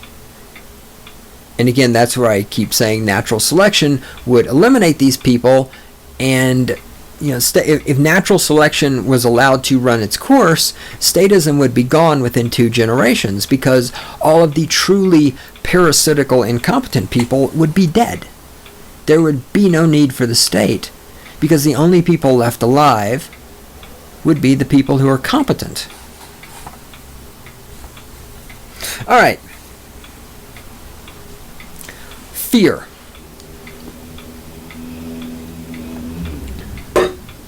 Randy, where are we on time? Holy shit. Are you serious? Fuck, I got 2 more pages of shit to do. All right. Let me get to work. Let me fucking get on it. Let me stop wallowing in self-pity about the fact that I have 10 minutes left and 2 pages of shit left to talk about. All right. So, I'm out drinking beers with some friends of mine.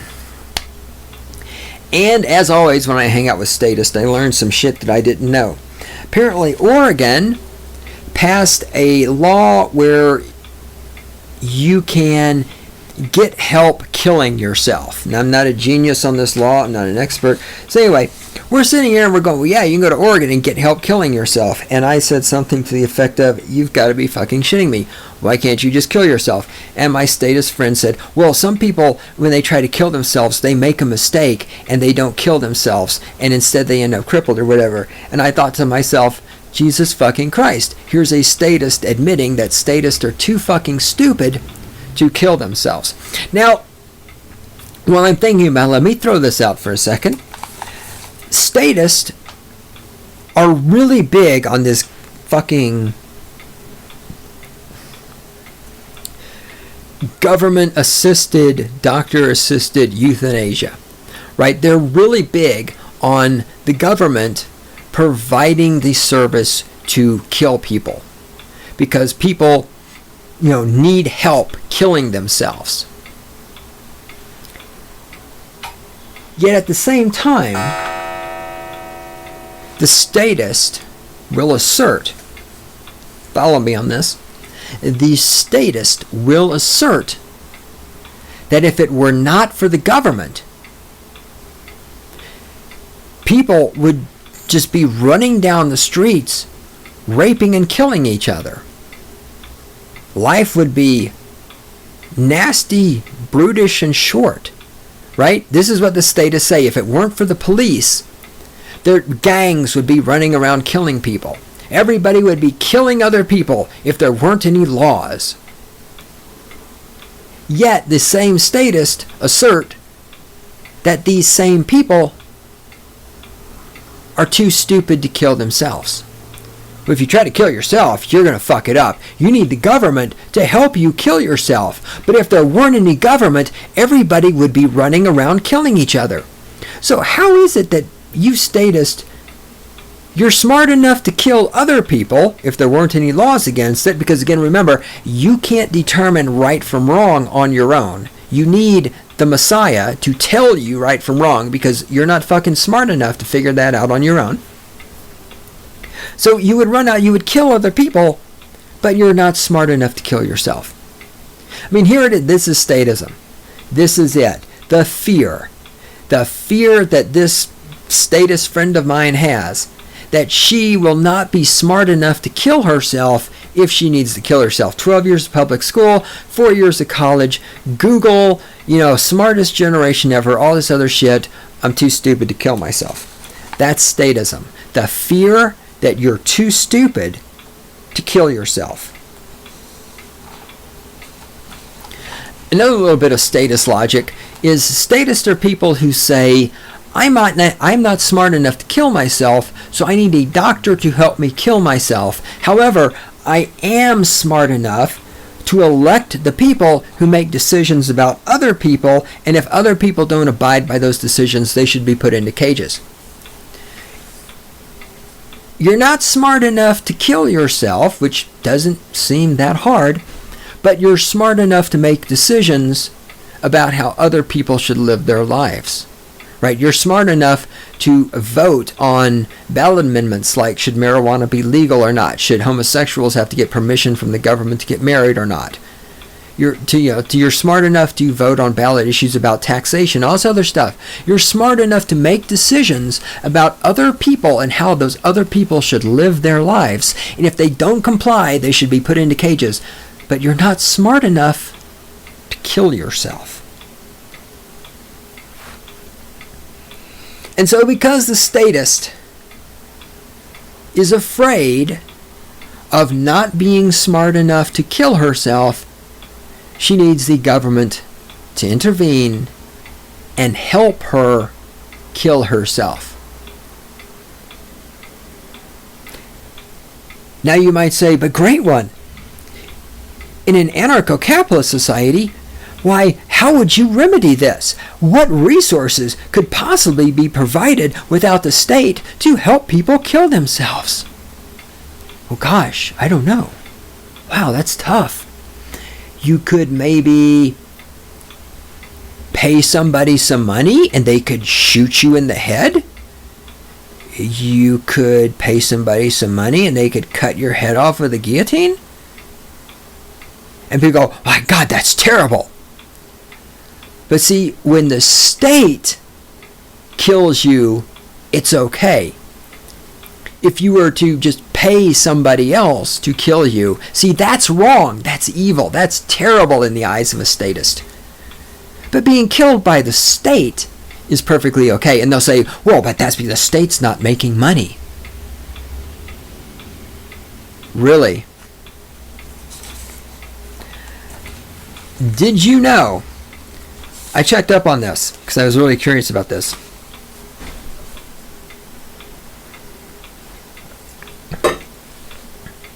Because when I heard that, so to take advantage of this, having the state help you kill yourself in Oregon, you have to be a resident of Oregon. So I thought to myself, well, that's interesting. You have to be a resident. What's so special about being a resident? For example, you can come to Colorado.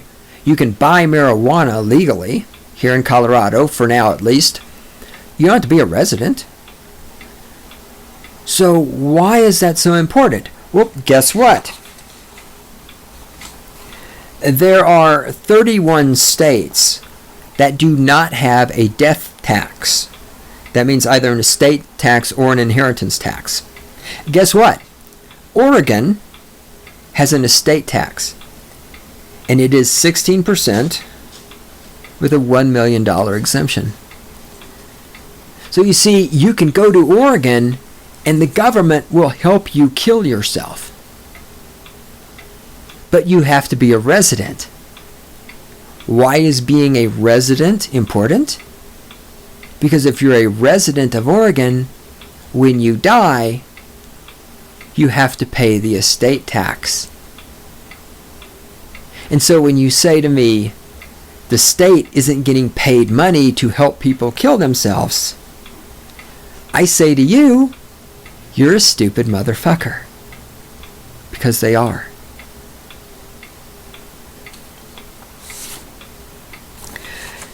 So I'm running out of time. Let me wrap this up. And there's going to be a bunch of stuff in the show notes. Go read the show notes, because there's some stuff in there that I'm just not even talking about because I don't have time.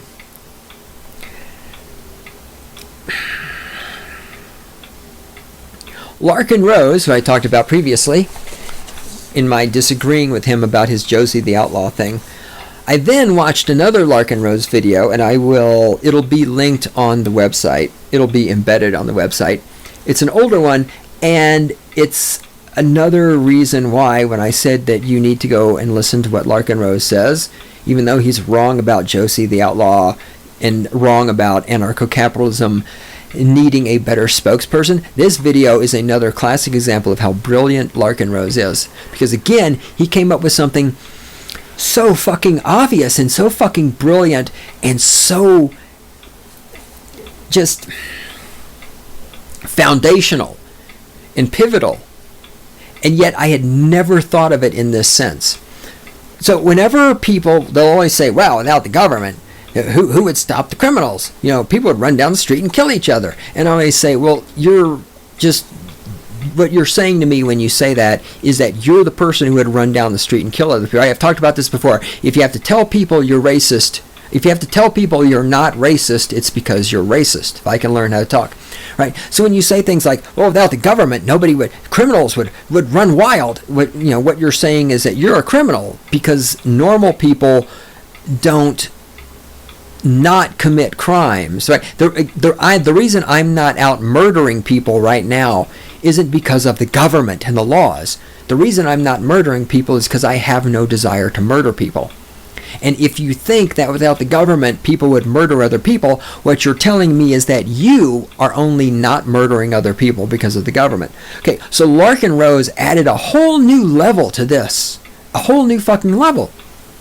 Here's what he pointed out. When the statist says, without the government, who would punish the murderers? What they're actually saying is that if there were no government, they themselves would not be willing to do anything about people who murder other people. Right? If we found the government to do something about rapists, who's going to do something about the rapist? Well, why don't you do something about the rapist? And Larkin Rose has his answers, and you should watch the video. But my answer, of course, is because these people are incompetent and afraid. The status can't do anything about the murderers and the rapists and the pedophiles and the child molesters because they're not competent enough to do this. And that's why they're afraid of these people, and that's why they're afraid that without the state, these people will run wild.